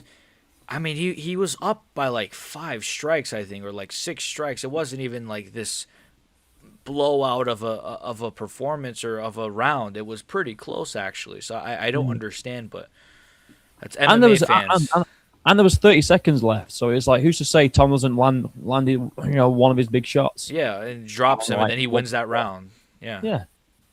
But Garn would have won the full fight because we saw 4 minutes and 30 seconds of a 25-minute fight, I guess. But there you go. Also, guys, I just want to say, make sure you're liking the stream. It gets it pushed out the stream, into the algorithm. Same with BXG stream, guys. Like it up, man. Like it up. Get the likes in. Pushes the stream into the algorithm. It'll help out the boys a lot. And Seymour Assis says Tom was bleeding, so obviously he was getting destroyed, even though they were almost equal in number of significant strikes. Listen, Seymour Assis, just that name is crazy. That Seymour Assis. He was obviously getting destroyed. I mean, you're so right. You're so right, bro. You know what I mean? But anyway, moving down. God. O'Malley versus Zahabi. Yeah, go ahead. Sorry. I think you've got. You said earlier, didn't you, Sean O'Malley via TKO? Yeah, like probably a round 3, late rounds 2, right hand KO after like a dominant striking performance. I think Zahabi's just like even if you want to actually analyze his game a bit, like he really is kind of effective when he gets in and kind of makes it a bit of like a dirty boxing type of thing. And you can't do that against a sniper like Sean O'Malley. This ain't Chito Vera. This isn't 80-year-old Jose Aldo. This is, and again, Sean O'Malley, I know he's not the best fighter in the world, but he's still pretty good. And he's still very dangerous. Yeah, I agree. And I think, he did really well. Or I say really well. It was kind of a bit of a snoozer up until the end. But he beat Song Yadong. Really good guy, in the bantamweight division. I think Amos Zahabi. I mean, I agree.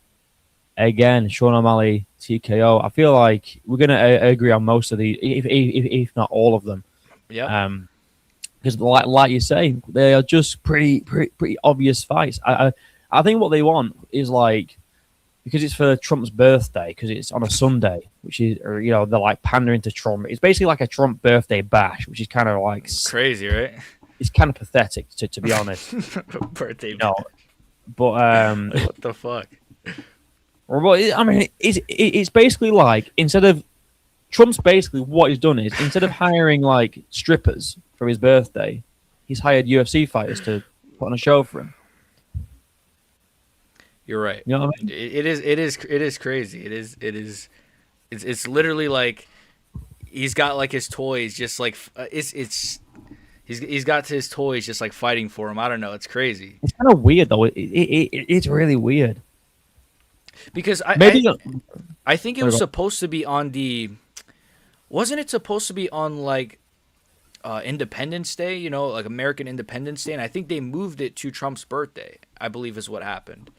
Yeah, well, initially they said, we're gonna do it on the 4th of July for the 250th birthday. Yes, it's like, oh, cool, nice one, and then they go, actually, it's now for Trump's birthday. Yeah, it's for his birthday. We're all gonna get fucking party hats and goodies, and I don't know. Maybe Trump just wants to be the center. Well, I say maybe. He definitely does want to be the center of it all, doesn't he? It's for sure. MMA Joey's not right about many things, but he is right in saying that this is literally a Trump pandering birthday party. That's all this is, and I agree with him on that. To be honest, I don't agree with MMA Joey on much, but that's something that I agree as well. Yeah.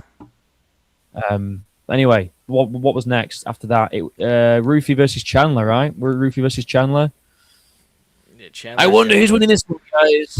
Chandler's gonna ragdoll him. He's gonna outgrapple him. He's gonna beat him up on the ground. He's gonna fly. It's gonna be. I'm gonna say Mauricio Rufy via a flying knee KO in the first round. I'm gonna say. Honestly, and I don't say flying knee to just pick the most absurd thing. Like, I think that's actually probably the most likely type of KO, because Chandler's a shorter guy. He's got a shorter base. He might get rocked or something. Then he might go for a takedown, flying knee, out cold, flatline KO. It's gonna be kind of funny. Sorry, Chandler, but it's probably gonna be a pretty funny KO in front of Trump. And then after Chandler loses this fight, they're gonna give him the Paddy Pimblett rematch to get him back up in the rankings. Because why not? He's gonna get a title shot, or the BMF freaking title or some shit. Oh yeah! I imagine it. Fucking Chandler was calling for the winner of the BMF belt too. Like, I've got my eyes on the winner of that fight. Like, you've got your eyes on another top 5 contender, Michael. Bro, you won 2 fights in your entire UFC run. And you. I just don't know. I feel like Michael Chandler and Bo Nickel have this some sort of crazy blackmail on Dana White, where it's like Bo Nickel's just getting all these main card slots, and Chandler just keeps getting top 10 ranked contenders. I don't think he's had a single fight in the UFC that's been outside the top 10, and he's won 2 fights out of 8 now. 2 out of 8 fights, I think. Something like that. And it was like Dan Hooker and like Tony Ferguson. Old man Tony Ferguson was his only 2 wins. He's lost to everyone else that's been halfway decent. So it's just like, you can't, he's had some moments in his fights. He rocked Poirier kind of, and he kind of rocked Gaethje a little bit. Dropped Charles, yeah. But, like, that's not enough to, like, all right, well, you had a moment, even though you lost by a dominant decision or a dominant finish. You had a moment, so we're going to give you another big name right after this one, just because it's kind of insane. Also, Chandler's retarded, because he dropped Charles in the first round of a title fight. He could have finished that fight. He could have been lightweight champion. He could have been lightweight champion in his second UFC fight, and he had to go fumble it because he's retarded. And then lose every other fight apart from, like you say, old man Ferguson. And then, like you say, what do they do to reward Chandler for being a company man and losing constantly? Here's the spot on the on the most important card in UFC history against a top 10 ranked guy. You know, there you go, Chandler. Get another massive moment for yourself. Like it's just fucking, it's just daft. And if they wanted these American fighters to like have these favorable matchups, and it's like it's an American card, why not just book him against Conor McGregor? Like, that's a Exactly. winnable fight, and that's such a massive, massive fight to have on the White House. Could you? I said this in my video about the White House card because I think it's underwhelming. I think most people do. Yeah, I agree. I don't see why they couldn't have. Like, just imagine on the same card, Taporia, Pereira, McGregor. Like That'd be the rest of absurd. the three fights could be average.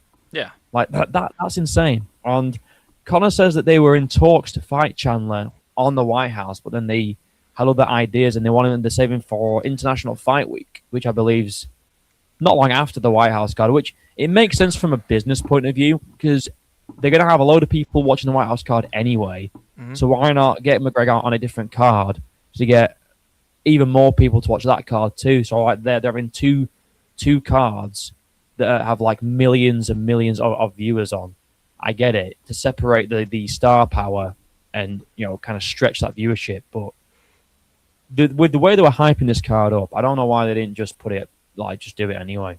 You know what I mean? Especially with a fight that got pulled out or it fell through, which we'll get onto as well because I think we both know what fight that was.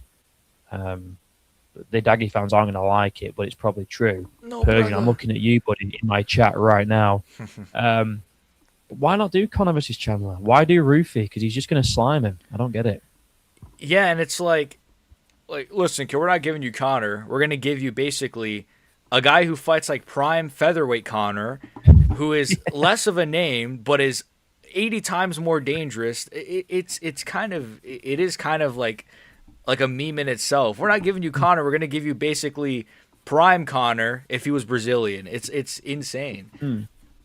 And who do you give Connor? Like who do you give Connor at welterweight at International Fight Week? Like genuinely, who do you match him up with? I I don't know. heard. I mean, I heard that they apparently this was true that they offered him protests and he accepted, but obviously they didn't go with that. Could it be like a Leon Edwards type of thing? Here's Leon, go slime him out or something. I don't know if he would slime out Leon, but there's a chance. I guess. That's probably the most winnable name at 170. Gilbert Mhm. Burns, like no, I don't see that. Yeah, but the Usman, things with Connor is like they're going to want to have a fight that's like interesting. I don't think anyone's going to want to see Connor versus like a Gilbert Burns or something yeah, like that. true. Which is why they should have just done Chandler. I don't know why they didn't just go with that on the White House. Just get it over with. Winnable fight for Chandler would be the biggest win of his career. And then if McGregor wins, all right, then it's good for McGregor. It's good for the UFC. It's good for the hardcore, McGregor fans, I guess. But if not, then it's a big win for Chandler. So And Persian someone said, in the chat. go ahead, you go Oh, sorry, first. go on. I was just gonna say, someone said Connor versus Colby. I like that. I think Maybe. that's not bad actually. Yeah. It's not bad at Well, all. that's actually a winnable fight, to be fair, because Colby's for like fucking terrible. And the trash talk could be fun. Would be really fun. Yeah, That'd be a good the build up. press conference would be. That'd be crazy. Actually, I quite like that. Conor versus Colby. Yeah, I like that. Yeah, that's not bad. Bromo, answer this. Don't duck right now. Who do you pick, Aspinall or Alex? BXG, what do you think? Alex, I think, especially post eye surgery. Alex, I think. I think Alex is. I don't know. I'm gonna say Alex. I especially after before the eye poke, I might go with Tom, but after the eye poke, I don't think his eyes are gonna be the same. Sadly, and I think you have to have perfect eyes when fighting a guy as dangerous as Alex Pereira, who is, just his timing is impeccable. He's extremely dangerous. So I'm gonna say Alex probably. Yeah. I mean, I can see it after the eye poke. It's definitely going to be a much closer fight. I'm also just I'm gonna lean obviously towards Tom because I'm a British biased guy. But I do feel like Tom could probably just rugby tackle him down still, and True. just because he said he isn't gonna try and strike. If he ever did fight him, he wouldn't strike. He just like rugby tackle and take him down, and then just try and submit him. And yeah, Alex did good takedown defense against Ankalaev, but Tom's a different beast to Ankalaev. Like he's fucking huge, and he's got like really good grappling. So I do feel like better grappling than Ankalaev. Like Yeah, for Ank's not sure. really a grappler, is he? He's just kind of people think he is because he's Russian, but he's not really a grappler. He's just a holder. He's just I'll hold Yeah, you, brother. I'll hug you, brother. That's his style. yeah, up on the cage, like just fuck off. Does my head in, but I probably lean towards Tom, although less confidently because of the eyes. For sure, yeah. Less confident. I feel like if he didn't have the eye problem, I'd be like, yeah, definitely. But I could see either way now. To be honest, I'm not gonna be too biased. Seymour Asses says Connor versus Wonderboy maybe. Um, That's not too bad, bro. That name, bro, Seymour Ass is incredible, bro. it's good, isn't Um, it? wait, Connor versus what? Wonder Wonder Boy. Boy. Oh yeah, I think that's yeah. I mean, that's not a bad idea. That's not a. I prefer the Kobe one. That's one I'm Mhm, stuck on that one, but I think the Wonder Boy one is a good option as well. It's definitely winnable for both, actually. definitely, definitely. And then going down after the Chandler fight, or is the people's main event, Bo Nickel versus Carl Dorcas. No idea why this is on the card. Stinker of No all idea whatsoever. stinkers. Just Genuinely, what like a wild shite, fight. absolutely shite. Um, or what do you think about that fight? I mean, Kyle Dawkins is dangerous, and I think with any fight, but with this one specifically, I think there's a chance Kyle Dawkins could catch him. Maybe with like a right hand or something. He does have power. He's dangerous. He's a big guy Mm. for the division, but like I just see a world where Bo Nickel kind of just out grapples him to a pretty boring decision, grappling heavy decision win. And he's gonna be like, "Sorry, I couldn't get the finish, guys. I wanted to get the finish in front of Trump, and I couldn't really do it." So he's gonna just, and then he's Yeah, gonna say, or he'll do like his post fight interview after the Paul Craig fight. I'm happy with that performance. I feel like I dominated him. You "Yeah, know, um, did what I wanted to him, and it's like it's trash. And to be honest, I can see Dorcas catching him. I mean, he's on a comeback tour now. He smoked Michelle Michelle, Piera, the yep, good goy himself, which was quite good to see. Wasn't happy to see him win though. Although I think Michel Piera won a robbery in his last fight. what was that fight? Did I even watch that Michel one? Piera versus oh fuck, who was it? Who was I'm it? a casual, Chat. so you gotta bear with me." Up with that. Let me just Google it. Oh yeah, it Who the was fuck? no, It was a robbery though. yes, I remember it being a robbery. Yes, I think I want Zach Or Reese, it was Zach Reese. yes, him. Yeah. Yes, Zach thank Reese. you, thank you. High use, high use. Thank you. All right, yeah. Thank you for that, brother. Yeah, yeah. Fucking definitely was a robbery. I don't care what anyone says. I think, supporting who he supports, I think he got a bit of a favor. If you know what I mean? Like he got a bit of a favor from the judges. I'm shocked Paramount. he's not on this card, on the White House card, Michelle Pereira. I know. Well, Paramount. That. I think the Paramount owners would love Michelle Piera. Yeah. But what do I know? I'm just telling jokes. I'm not being serious. Yeah, we're playing a character. After Everything we say on this stream is a satirical take on MMA fans, and it's our alleged opinion. So, no, bro was just a character that I made up. yeah. It's not even me. Um, but with Kyle Dorcas and Bo Nickel, I think they are looking for Bo Nickel to get the win here. Obviously, For sure. obviously, they want Bo Nickel to get the win, and I do think, like you say, I don't think he's going to get like a flashy head kick KO like he did in his last fight against the taxi driver bum. No. But I think it's going to be a pretty safe decision win for Bo, like what he did against Paul Craig. You know, I'm hoping not. I'm really hoping not.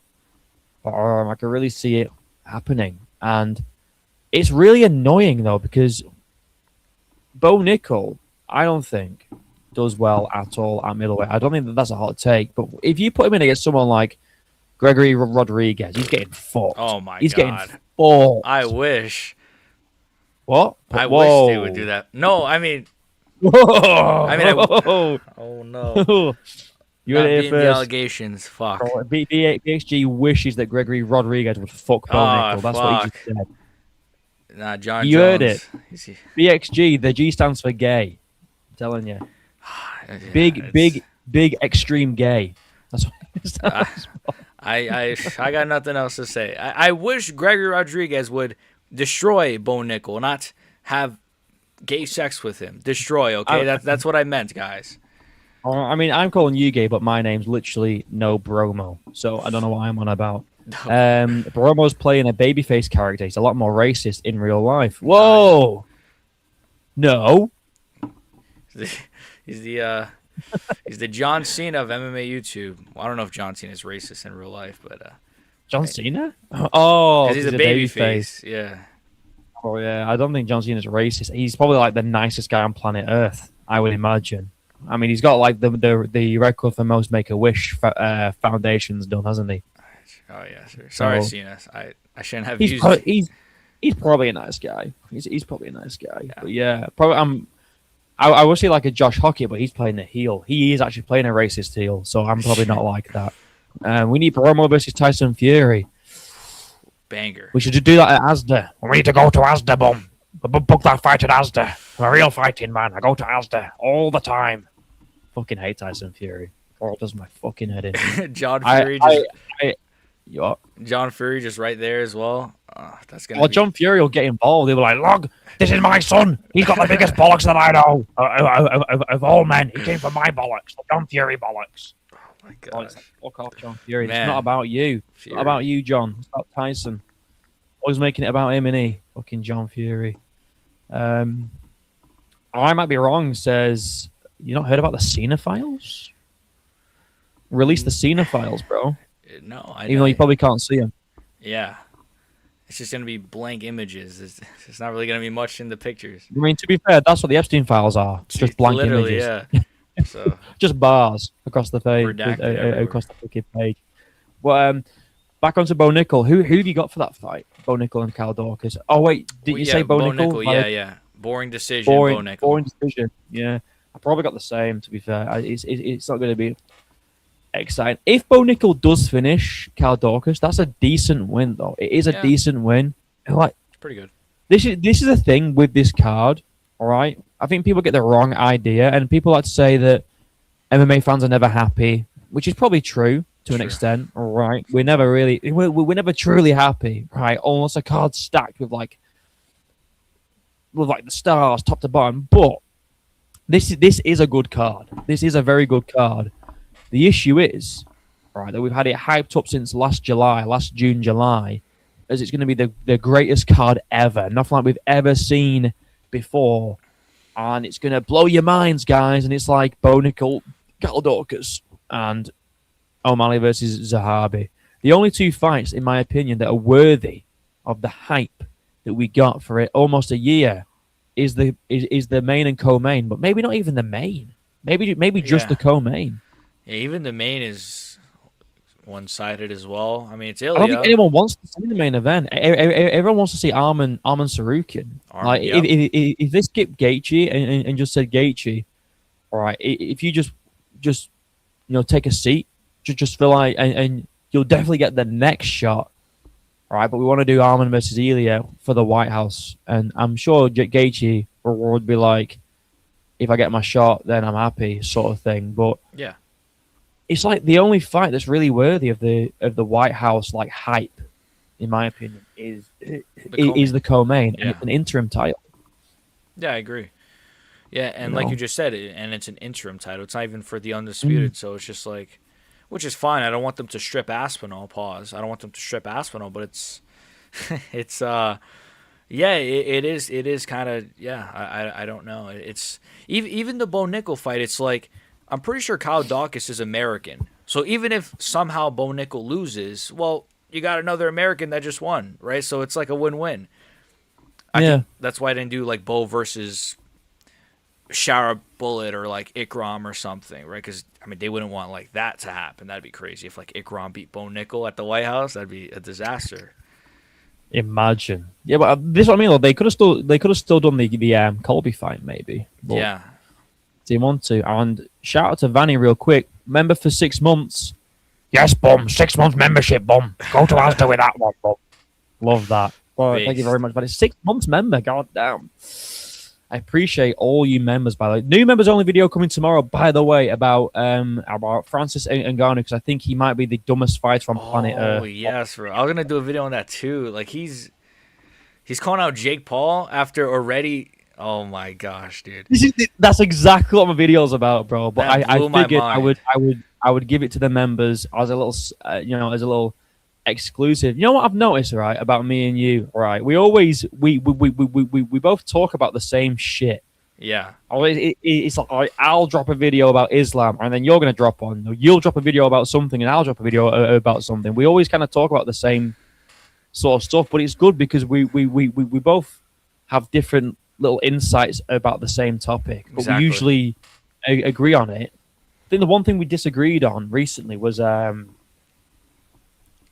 what was it? I think it was the Aspinall thing. I think you were like, this is a really good idea for Tom signing with Eddie Hearn. Yeah, I think so. Yeah, well, I didn't, but it's this is what I mean. It's really quite. I don't know. It's like a coincidence, maybe that we have. I don't know. Yeah, We all seem to talk about the same things. It's cool though. yeah. I think it's good. I think it's Like that's why our based. audience kind of overlap a little bit. So Yeah, but sometimes. that's what the people want to see. The stuff we talk about is stuff that I think, like Mm, you guys here, you guys want to see it. So hell unless you yeah. guys want us to Oh, do tier list every day, we could do that too. We could just spam tier list on our channel. honestly, all right. In that like 6 week fucking drought, I was just like, well, what am I going to talk about? Oh god, I'm gonna have to do tier lists. I fucking hate doing tier lists. Yeah, I'm not a big I fan love it when either. it's like kind of quiet, all right, and then like one week's just like boom, boom, boom, boom, boom. I think like a couple of weeks ago, it was like we had. But let me have a look because we had There's one week it was like, I had a crazy week. One week it was the Gordon Ryan files that dropped. yeah, I was watching that video. It was a good The video. same thing, and in the same week we had the Dan Hooker files dropping, Yep. and we had in the same week as well Tom Aspinall doing keepy ups with a football and shaking someone's hand, Hmm. which didn't look very great. So it was a pretty good week, that to be fair. There And then you was get quiet weeks, but there was something else too. Was there? I think there was like some big was it fights the announced that week, right? you what? Some big fights announced that week, or I swear there was something else. Well, there was the Sean Strickland fight, which happened, and he then Ah, got maybe it was that. Mike cut off because Oh he was yes, talking you're right. about It was the yep. It was the Sean yeah, Strickland. Yeah, that whole yeah. You're right. crazy. Yeah, you go through dry spells and fucking, I guess, wet spells, pause, but you do. Pause, but yeah. Right, last fight on the White House card though is Diego Lopez versus Garcia, which is actually a banger. Banger, yeah. Like, look, all these fights are all. I want to repeat it because I don't want people to get the wrong idea. And I don't know if you have the same take, but this is a good card. Yeah. It's just not. It just hasn't lived up to the hype that they were giving. Like, I feel like this is on par with UFC 320, which was a fantastic card. But I think this is on par with UFC 320, to be honest. What card was that? Was that what card was that? That was Alex Ank, Oh yes, yes. Yuri Marab Khalil, right? Sanko versus Khalil. Yeah. Yeah, I agree for sure. I still think Bo Nickel being on the even if this was a numbered event, a normal one, I still think the Bo Nickel placement's a bit. But Well, that's even well. That should really tell you how underwhelming this card is. Because even on a numbered card, right, he would be like people would still be like, why has he got a main card spot yeah, on a numbered event? And this one's on the White House, you know. I'm And I'm gonna just get up 320 just to compare. All right, because yeah. The Bo I want to Nickel just thing is baffling. we had 5 fights on the main card of UFC 320, and I just want to compare place each placed fight. Right, so the main event of UFC 320 was Magomed versus Alex Pereira compared to Topuria versus Gaethje. I think Ank versus Pereira is a better fight than Topuria versus Gaethje Yep. from a competitive standpoint and from a storyline standpoint because Alex had just lost the belt and everyone wanted to get it. Everyone was rooting for him to get it back, and to get it back the way he did was fucking awesome. But even before we saw the fight, people were like hyped for this fight because they wanted Alex to get the belt back. It was almost like a redemption story, whereas the main event of the White House is just we're going to see Gaethje die and everyone knows what's going to happen. Exactly. You know? There's no story to it. There's no beef to it. There's no Ilya versus old lightweight. Yeah, and we had the whole Ank going like like no Shama, and Alex Yeah. with that cool little promo where he goes Shama and when he does that, like fucking cool, Yeah. it's so cool. That's I awesome. can't wait to see him fight again, bro. It's gonna be so good. Yeah. But I don't know which main event you think is better. Oh, I Which think one do you think? Alex Ank. Alex Ank. Better storyline. Closer to call. Mm. Yeah, I agree for sure. Everything you said, pretty much. And that fight had people split. Like people were like, "No, Ank's gonna get it done," and people were like, I hosted a debate with two of my subscribers, and shout out to Victor. He actually said that Alex was gonna TKO Ankalaev in the rematch. He was confident. Wow. I think part of it was because he's Brazilian himself, and the Brazilians are very, very like loyal to their own. But I think, I mean, he was spot on, wasn't he? He was absolutely spot on. But a lot of people were split on that rematch. What I remember, which made it more interesting. And then we go down to the co-main of Marab versus Sanhagen. I'm gonna give the co-main of the White House card. I think that's better. For sure. More interesting fight than the co-main. Pereira versus Garn at heavyweight. I mean, Pereira's going for his third belt. You know, going up to heavyweight to fight Cyril Garn. Just higher stakes. Going for GOAT status. By the way, I forgot to ask, if Pereira wins this fight, do you think he's the GOAT over John Jones? Over Jones, yes, yes, over Jones, and I'm Or just biased. in general? I'm biased. Oh, guys, yeah, but your guy's GSP, though, isn't it? Do you think he'd be...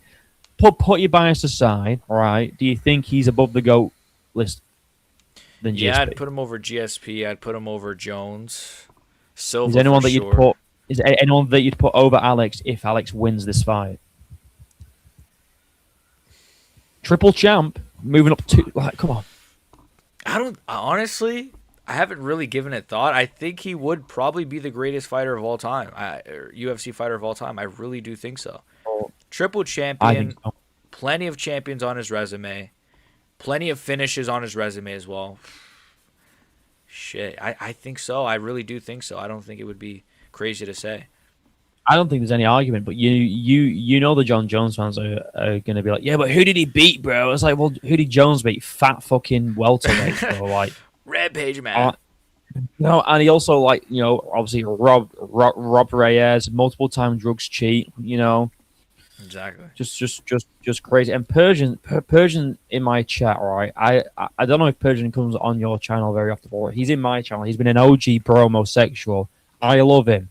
But he's so retarded, it's unreal. He said Alex ran from Magomed, he ran from the trilogy. Like, just fuck off, bro. Fuck off, bro. Is he trolling? That's got to be like. No, like genuinely, this is a Persian take. He thinks Alex ran away from the trilogy. But it's like he destroyed him. Like within a Yeah, minute, and then the first and fight even was very close. So it's not like yeah.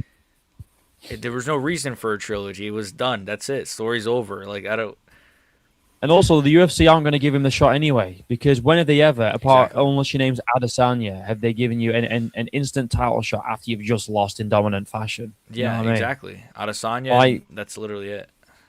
yeah, it's like Ank got TKO'd in 80 seconds, right? In his first title defense, didn't land a single strike. What a great title reign! By the way, great title reign, guys. Big Not a single egg. strike landed, and was champ for 80 seconds. Amazing. But they're not going to look at that and go, "Oh, you know what we need? We need a trilogy, kid. That's a badass fight. Get that on the White House card. You know, why not? Crazy. Oh, and here he goes. All right, look at it. If I get it, broken Broken rib. rib. Fuck. For sure, buddy. All Yeah, right, I think Alex caused that. I Alex think broke his Persian rib.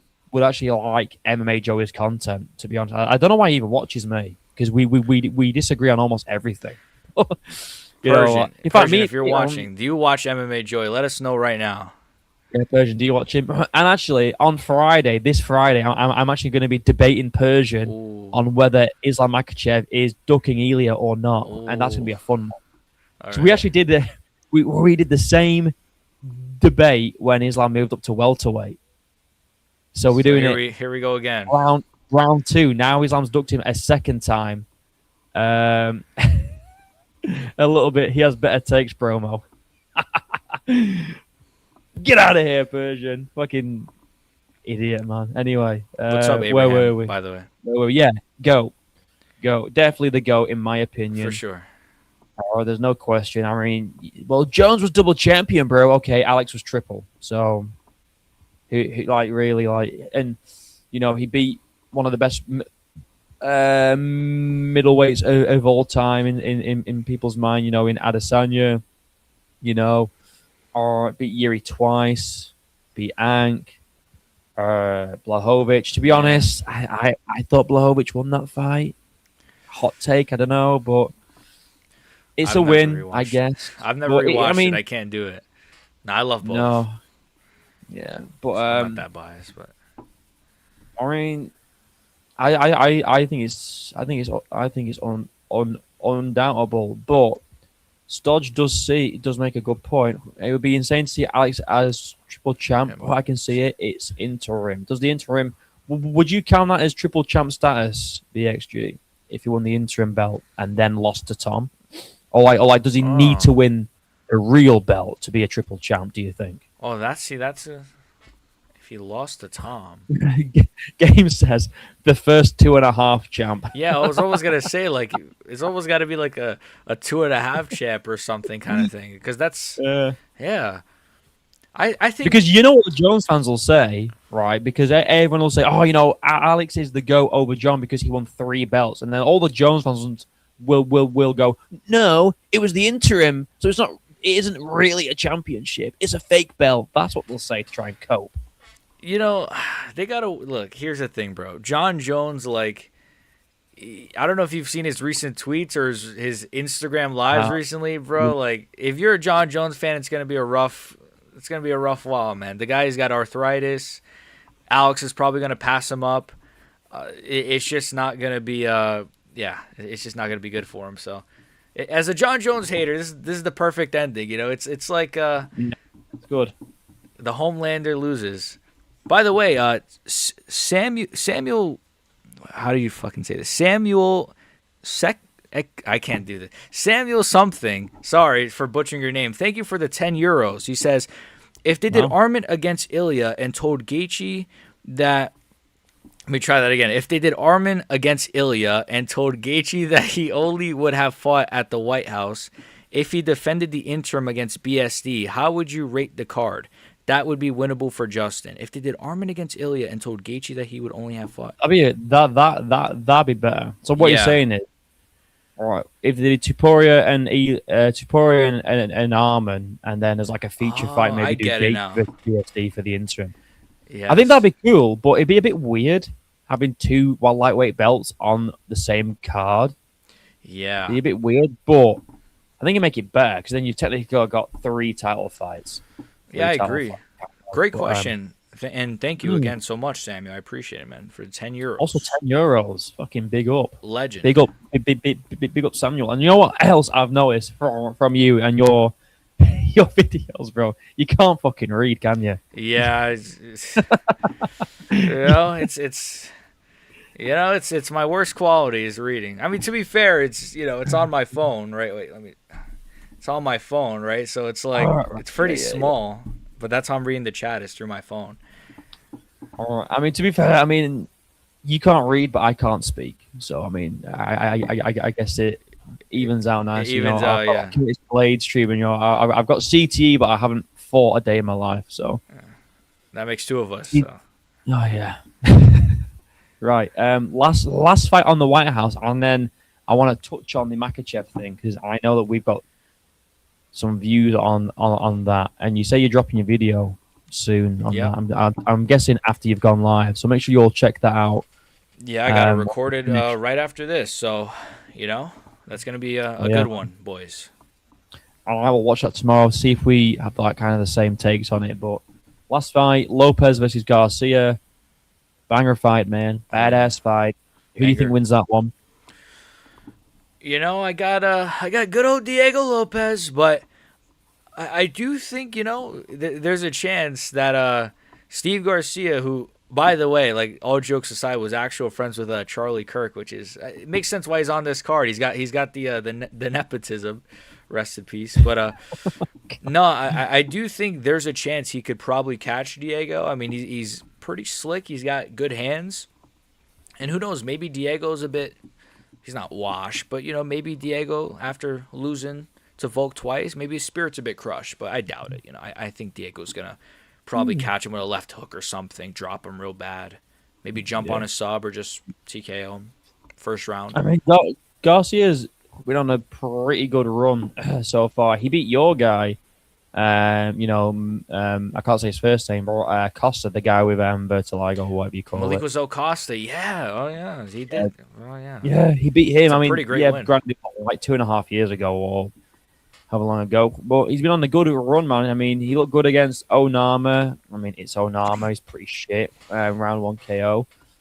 Um, most of his, I'm looking now. Most of his fights have ended via KO, and most of them he's won. True. So he's on a pretty good run, but none of the level of Diego Lopez. All right, and we've seen recently though when people make these big jumps, they succeed. We've seen it with Lona Kavanagh. True. Succeeded. We saw it with Joshua Van and Royval. Succeeded. Maybe just a flyweight thing. I don't know. But Taylor and Moreno as well.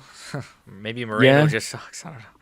My boys, yeah. man. And we've seen these like jumps up, and they've actually gone pretty well. I think this one for me personally is probably up there with Garn and Pereira being pretty close I to agree. call.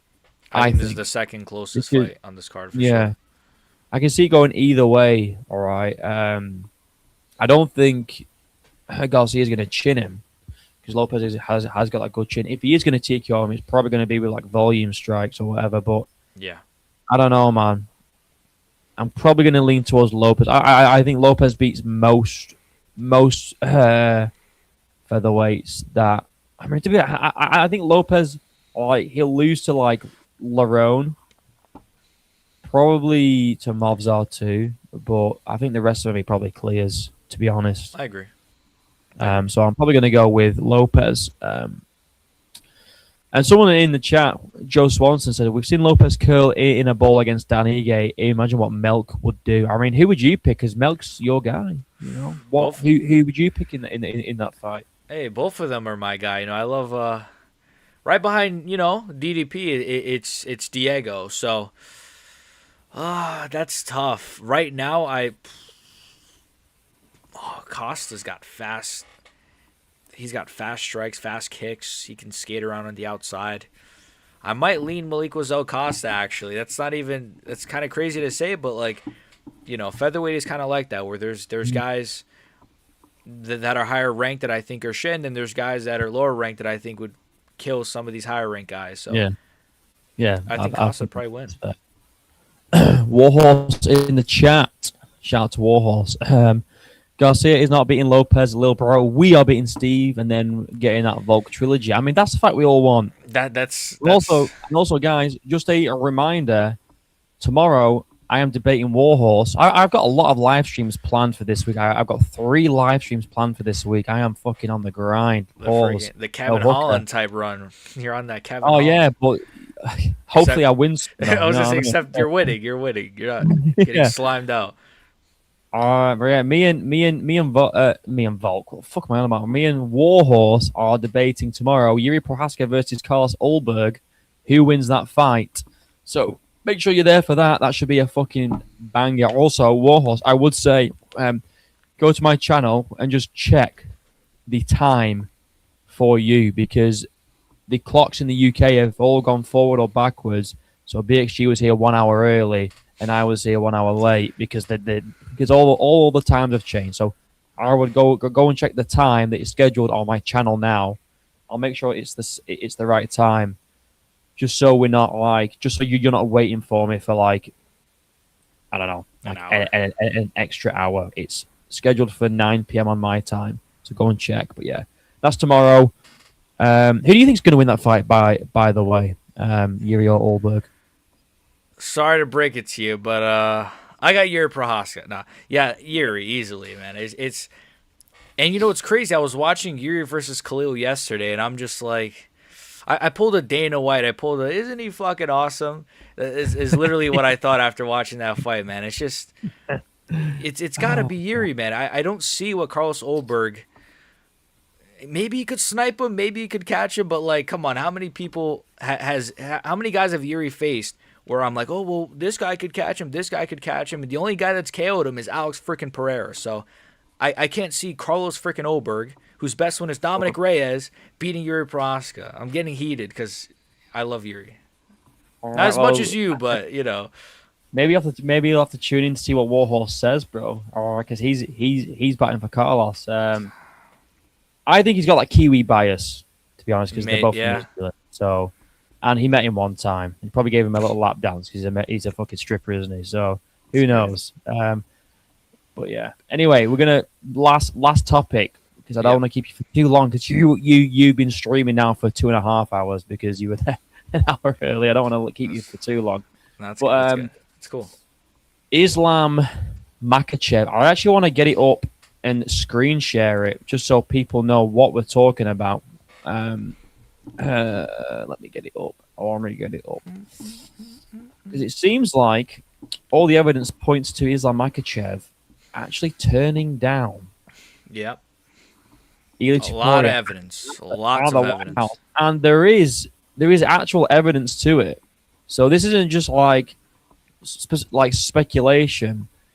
All right, there's actually quite a few things that link up quite nicely to suggest that this is in fact true. Right, so we have this. Per this guy, okay, he is he's a sports journalist. All right, works for, as you can see, Dazón Spain. All right, that's Marsha. It's I guess it's a news outlet. It's a sports news outlet, okay, or something. I guess. And he says that Islam Makhachev withdrew from an Ilia Topuria fight at the White House. And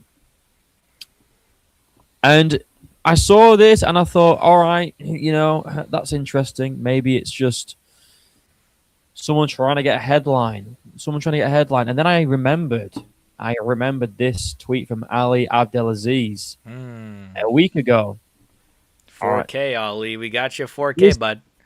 This is, I can tell you, by the way, this guy, right, can't write a sentence to save his life. The UFC working on a big fight, Islam Makhachev, and Ian name is not involved. Much bigger, one of the biggest fight in the UFC right now they can make. Stay tuned.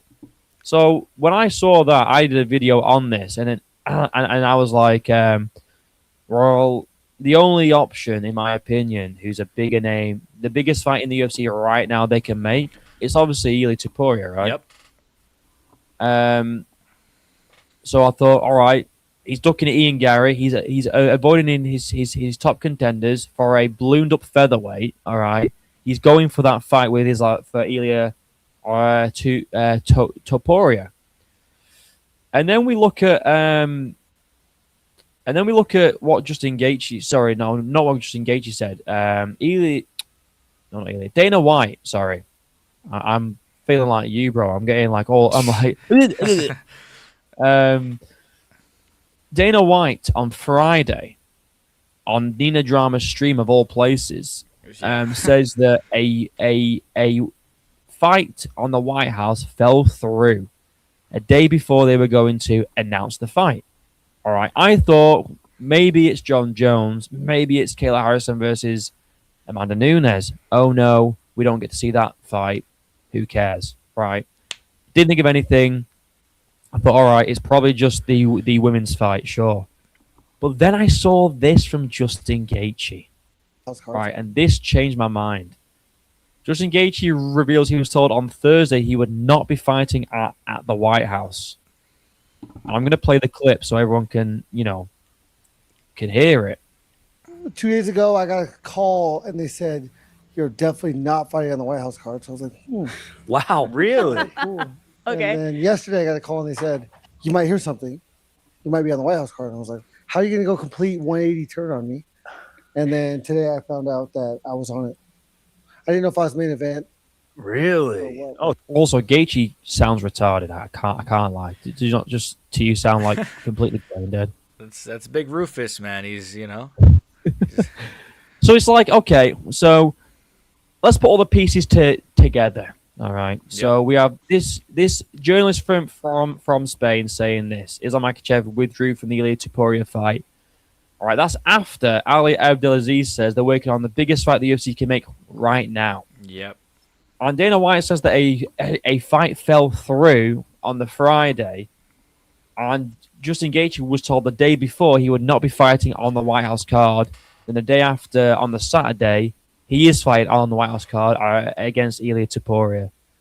I mean, it kind of And all lines up to say yeah. that Islam Makhachev was booked, or they were talking about it, and Islam went, nah. No, brother. And what people are saying, and I'll get your thoughts on it in a second. I just wanted to give the whole timeline.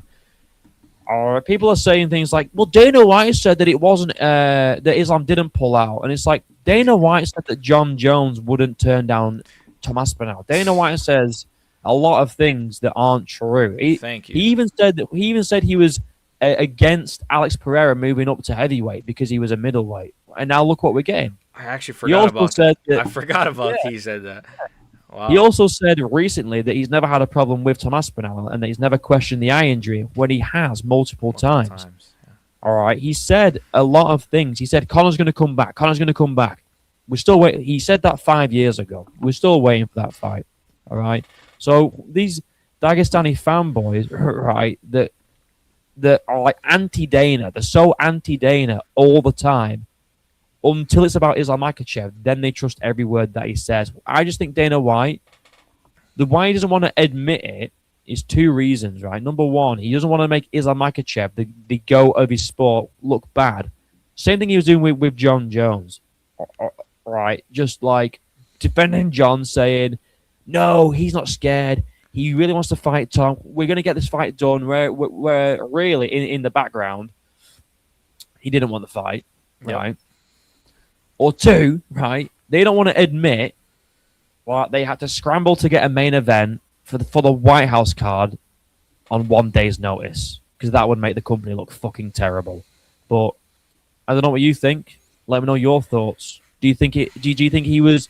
Did you think that he ducked or that he pulled out? Obviously, don't say too much because you've got a video coming out after this. I don't want you to give all your points away. But what's your general idea? Your general gist of the whole thing? Yeah, I think both points you said. I actually think it's both. Probably it's probably both that they want to protect Islam Makhachev, and we've seen them do this with like Arman Tsarukyan, where they said, Arman Tsarukyan, he didn't miss weight, he had a back injury. We've seen them protect fighters in that way, And I also think they don't want to admit, like you said, that they had a bigger fight than Ilya versus Gaethje. They had Ilya versus Islam, which is an objectively bigger and better fight, and they missed out on it for a worse fight, obviously. So, yeah, I do think he ducked. I do think he is a duck. No, look, I definitely think, just because Dana said, no, it's not Ilya Islam, I don't want to say what it is. I just don't. It's Dana White. Like, all of a sudden now, Islam fans think he's reliable, when in the past it's just like, oh, brother, Dana don't know nothing, brother. Now Dana's the reliable guy. And I've even seen people say, like, I saw this one guy, this was an awful tweet. He was like, it had like a few thousand likes. He was like, oh, maybe Islam Makhachev doesn't want to fight in front of a Zionist, right? Donald Trump, obviously, and, whoever else. But Islam Makhachev is the same guy that wants to fight at the White House. He's been publicly saying he wants to fight at the White House multiple times for a very long time. So I don't think, I just don't even understand that, take from people. But yeah, it's just, and also we know it's a big fight because Dana did say in that Nina Drama live stream, he did say, this fight fell through and Hunter Campbell's going to kill himself, right? So obviously it was a massive fight to some extent, right? I don't think it was just like, listen, Harrison Nunez. Yeah, we missed on Harrison Nunez, or Bo Nick was supposed to fight, I don't know, some other Brazilian. No, like, obviously I think it was a massive fight. So yeah, I think it's true for sure. I definitely think it's true. Nice. Yeah, well, like I said, don't say too much, all right? But I want to respond to Yuri Prokayev because I've seen him spamming my video about Islam, right? He does the same to me too. He spams yeah. my I mean, vids as shout out well. to Yuri Prokayev. I mean, the engagement's crazy. Thank you. It boosts the video, so thank you for all your comments, and it's no hard feelings. Thank you. His general point is you were complaining that complaining that he wanted the fight, and now you're complaining that he pulled out of the fight. And there's quite an explanation for this. All love. Of course, Yeah, all love, man. All love. I appreciate the explanation, all right, is I can not want the fight to happen, but also I acknowledge the fact that he's ducking the fight. Like, I don't want.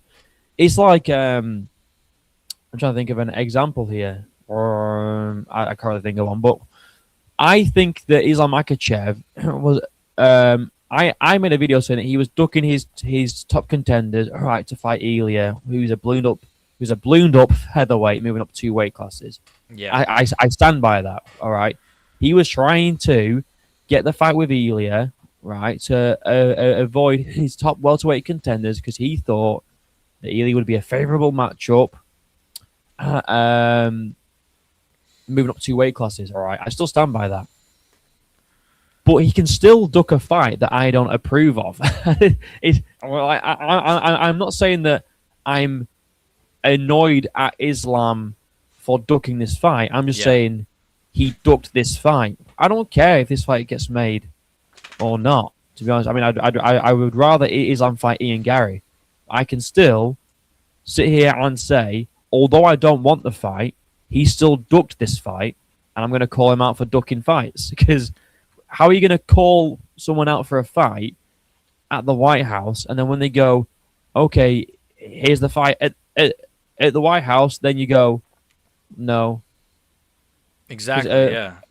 Because apparently he's got an injured hand, even though he's been in Ramadan, not training probably, and if he is training, not training as hard. And in his last fight against JDN, didn't really break a sweat. How are you going to break a hand doing that? Unless he's breaking a hand, I don't know, putting on a pair of gloves because it's cold in Russia. I don't know what he's breaking a hand from. But even if he did break his hand, or like if he injured his hand, you've got 3 months until the White House card, brother. That's that's my exact point that I was gonna say in my video too, man. It's like he's got a lot of I'm assuming his hand is not shattered into pieces. I'm assuming it's not that bad of a hand injury. I'm assuming it's let's say a minor hand injury. You couldn't wait a month and see how it's doing, and then Like I don't understand. Like, no, brother, sorry, my hand. It's like you got 3 months, like you just said. Like you got a few months to actually let it heal. So unless it's completely shattered into bits, I think it can't be that serious. I think we would have heard something by now. Plus, I just want to point out that all the Daggy fans like to use this as a point for Islam Makachev, all right, and how the Russian fighters, like, you know, they do go into fights when they're compromised. They always say, well, Islam fought Dustin when he had staph infection. And it's like, okay, all right, so what's the difference now then? You know, he's got an injured hand that'll heal up in 3 months. You know what I mean? And Joe Swanson, I think it was Joe Swanson. All right, you got Daggy derangement syndrome. I hate when people say this because, because I like Islam, but I can still call him out for ducking fights. Like I've done the same for Elia. I even called out Alex Pereira. All right, I called out Alex Pereira. I called out Elia. Right. I've criticized fighters that, you know, I criticized DDP and his coach. I criticized JDM and his coach. I criticize everyone, but when you criticize a Daggy, everyone goes, well, you just hate Muslims and you got Daggy derangement. Like, no. Yeah. I like Islam Makhachev. I think he's a great fighter. All right, but if he's actively ducking his top contenders by calling out Usman and featherweights, all right, then I'll call him out for it. And then if he gets the featherweight matchup and then he pulls out of that fight too, I'm going to call him out for it. I don't really care who it is. It could be a white guy, a black guy, a Daggy guy. I don't care. You know, I criticize everyone that deserves it, even fighters that I like. And I know you do too. Yeah, I was going to say, like, you know, shout out to Joe Swanson as well. All love, of course. But I don't see comments like this when we call out John Jones, when we call out Dana White. We both have called out Dana White 1,000 times. When we call out literally anybody else for coping, for ducking, for whatever the case is. So it's like when it comes to Daggies, we got Daggy derangement syndrome. And I don't think that's the case whatsoever. No. I just think, you know. Yeah, like I've called out Elia for saying that he doesn't want to fight Armin. I've done that. I've done a video on. I even did a video criticizing Tom Aspinall, and I'm fucking British. Exactly. I did a video criticizing Tom Aspinall for exaggerating his symptoms because he was doing keepy ups and shaking someone's hand, and I said, right, that this doesn't look good for Tom. I'm not going to sit here and like not cover it and ignore it because that would mean that I'm being biased and I don't want to be that. I'm going to criticize the guy. I criticize Tom. I criticize everyone. But yeah, when you criticize Tom, no one says, "Oh, you just hate Tom Aspinall. You're just a John Jones fan." Tom no one says that. Syndrome. They always go, "Yeah," innit? They all go, "Yeah, criticize Tom." And then when you criticize a Daggy guy, it's like, whoa, you just fucking hate Muslims, bro. You're Islamophobic. It's like, no. Yeah. And it's like, well, I am, but that's not why I'm criticizing. Yeah, exactly. It's like, come on. That's a separate issue, not related to this one. All right. But yeah, I think we have the same take. And we'll wrap it up now because you've been live for a while because we got the times all mixed. And I want you to go and record your video because I want to watch that shit. So, thank you all for joining this little collab. We're going to do more in the future. All right, maybe one day we'll actually host one on your channel, so that you can set it all up and that it's not like you know, we don't get all the times or mixed up and things like that, and it could be your StreamYard thing, and then you can take the lead, sort of thing. But that's up to you. Yeah, we do like 6 a.m. UK time, I think is good for you. Oh, perfect. No. I mean, I actually would get up for it. I really would, but my daughter would wake up probably at like 6:30, 7 o'clock. So I could get up for it, but then I couldn't promise I'd be able to stay for very long. Yeah, but we can sort something out. Like I can, like one day do it a little, like just wake up a little later. I don't really mind, you know. But anyway, thank you all for joining. And thank you, BXG, for joining. Go and check out BXG. He's going to upload soon, all right? And go and watch my video on Islam Makhachev, all right? Because that's already out. And tomorrow, debating with Warhorse on Yuri versus Ulberg. And Friday, I'm debating my subscriber, Persian, on Is Islam Makhachev ducking Eli Tuporia. So be there for that. Thank you, BXG. Go check him out. And until the next stream, I'll see you in a bit. Goodbye.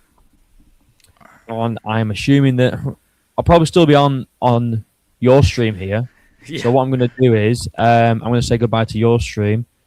Thank you guys. I hope you enjoyed. All right, come check me out. You know, me and BXG. You know, we've been doing we've been doing this shit like round about the same time, Yeah. haven't we? Like, I think we both started around about Alex versus Khalil. No, yeah, Alex versus Yeah. Khalil Roundtree, and then you did that one stream about Joshua Van that got 700,000 views. And your subscriber count just went woof, which I was watching it like this motherfucker. Hey, they don't. You know, I'm probably not gonna see them again until fuck it. What's the next one? 327. So, I think they're only here for Wait. Joshua Van content. Yeah, when you'll get another 3K subs Yeah, in yeah, one yeah. night. This Joshua Van. Right. Anyway, I'm gonna go because I need to go to bed now. But thank you all for having me. And yeah, you might need to switch your stream back over to OBS or whatever. Oh But, yeah. All right. Goodbye. Peace. See you in a bit, boys. Peace. All right. Activates camera. Shit. Oh no. My camera's not turning. Oh wait. I got it. Are we here? You guys can hear me. Well, I was just about to say goodbye to you guys, but let me see. Come on. Don't embarrass me now. Come on. No, you guys can still hear me though. No, imagine my camera just never. Guys, this is what it looks like when Francis Ngannou's in the dark, right? All right. See, I can say that because my face is not on cam. So, well, it's kind of fun actually. It takes away a lot of responsibilities. I'm not scared to say anything now. I just wanted to say goodbye. Oh fuck. Let me try. I mean, I could try. I can't close OBS while I'm live though, huh? Shit. That usually works. If my cam doesn't work, I usually just close OBS. But, what if I have the wrong one? All right, am I gooning? No, I'm not gooning. Maybe it's this one. No, it's not that one. What if I went scene? Oh, well, oh wait, it's probably because my cam is on over here. Wait, that's why. Yo, I'm actually not a genius, guys. I'm actually not that smart. Okay, now let's try. What? It still didn't work. Oh no. Wait. Oh, well, we gotta figure. I gotta figure this out. So I'm just gonna stay alive until I do. Oh, whoa. All right, I'm back. I think I had the. Was I doing the wrong one this whole time? I'm a CT patient. I think I was activating the wrong cam. All right, well, you know what's interesting? I don't know why it like flips me. I don't know if you guys noticed that. Like when you do, you know, when you're in the call in StreamYard. Damn, I'm freaking. My hairline's kind of. My hair. Anyways, hopefully you guys enjoyed that one. Like the stream. We had a good amount of you boys in here. I'm gonna go record my Islam Makhachev ducking video. So hopefully you guys look forward to that one. That's gonna be a good one. And I'm gonna do a John Jones video as well tomorrow. First time in a while. So yeah, man. God bless you guys. I appreciate all you guys that were here. All the donos. Very nice collab. Thank you, man. Thank you. Yeah, I got the March and Tybora hairline, man. It's, you know what, Mrs. BX, she doesn't mind. So that's all that matters to me, man. I wish I had the Ilya Topori hairline, but I'll take the Tybora one if it means. Anyway, see you guys. Peace. Stay safe. And don't goon too much. It's not good.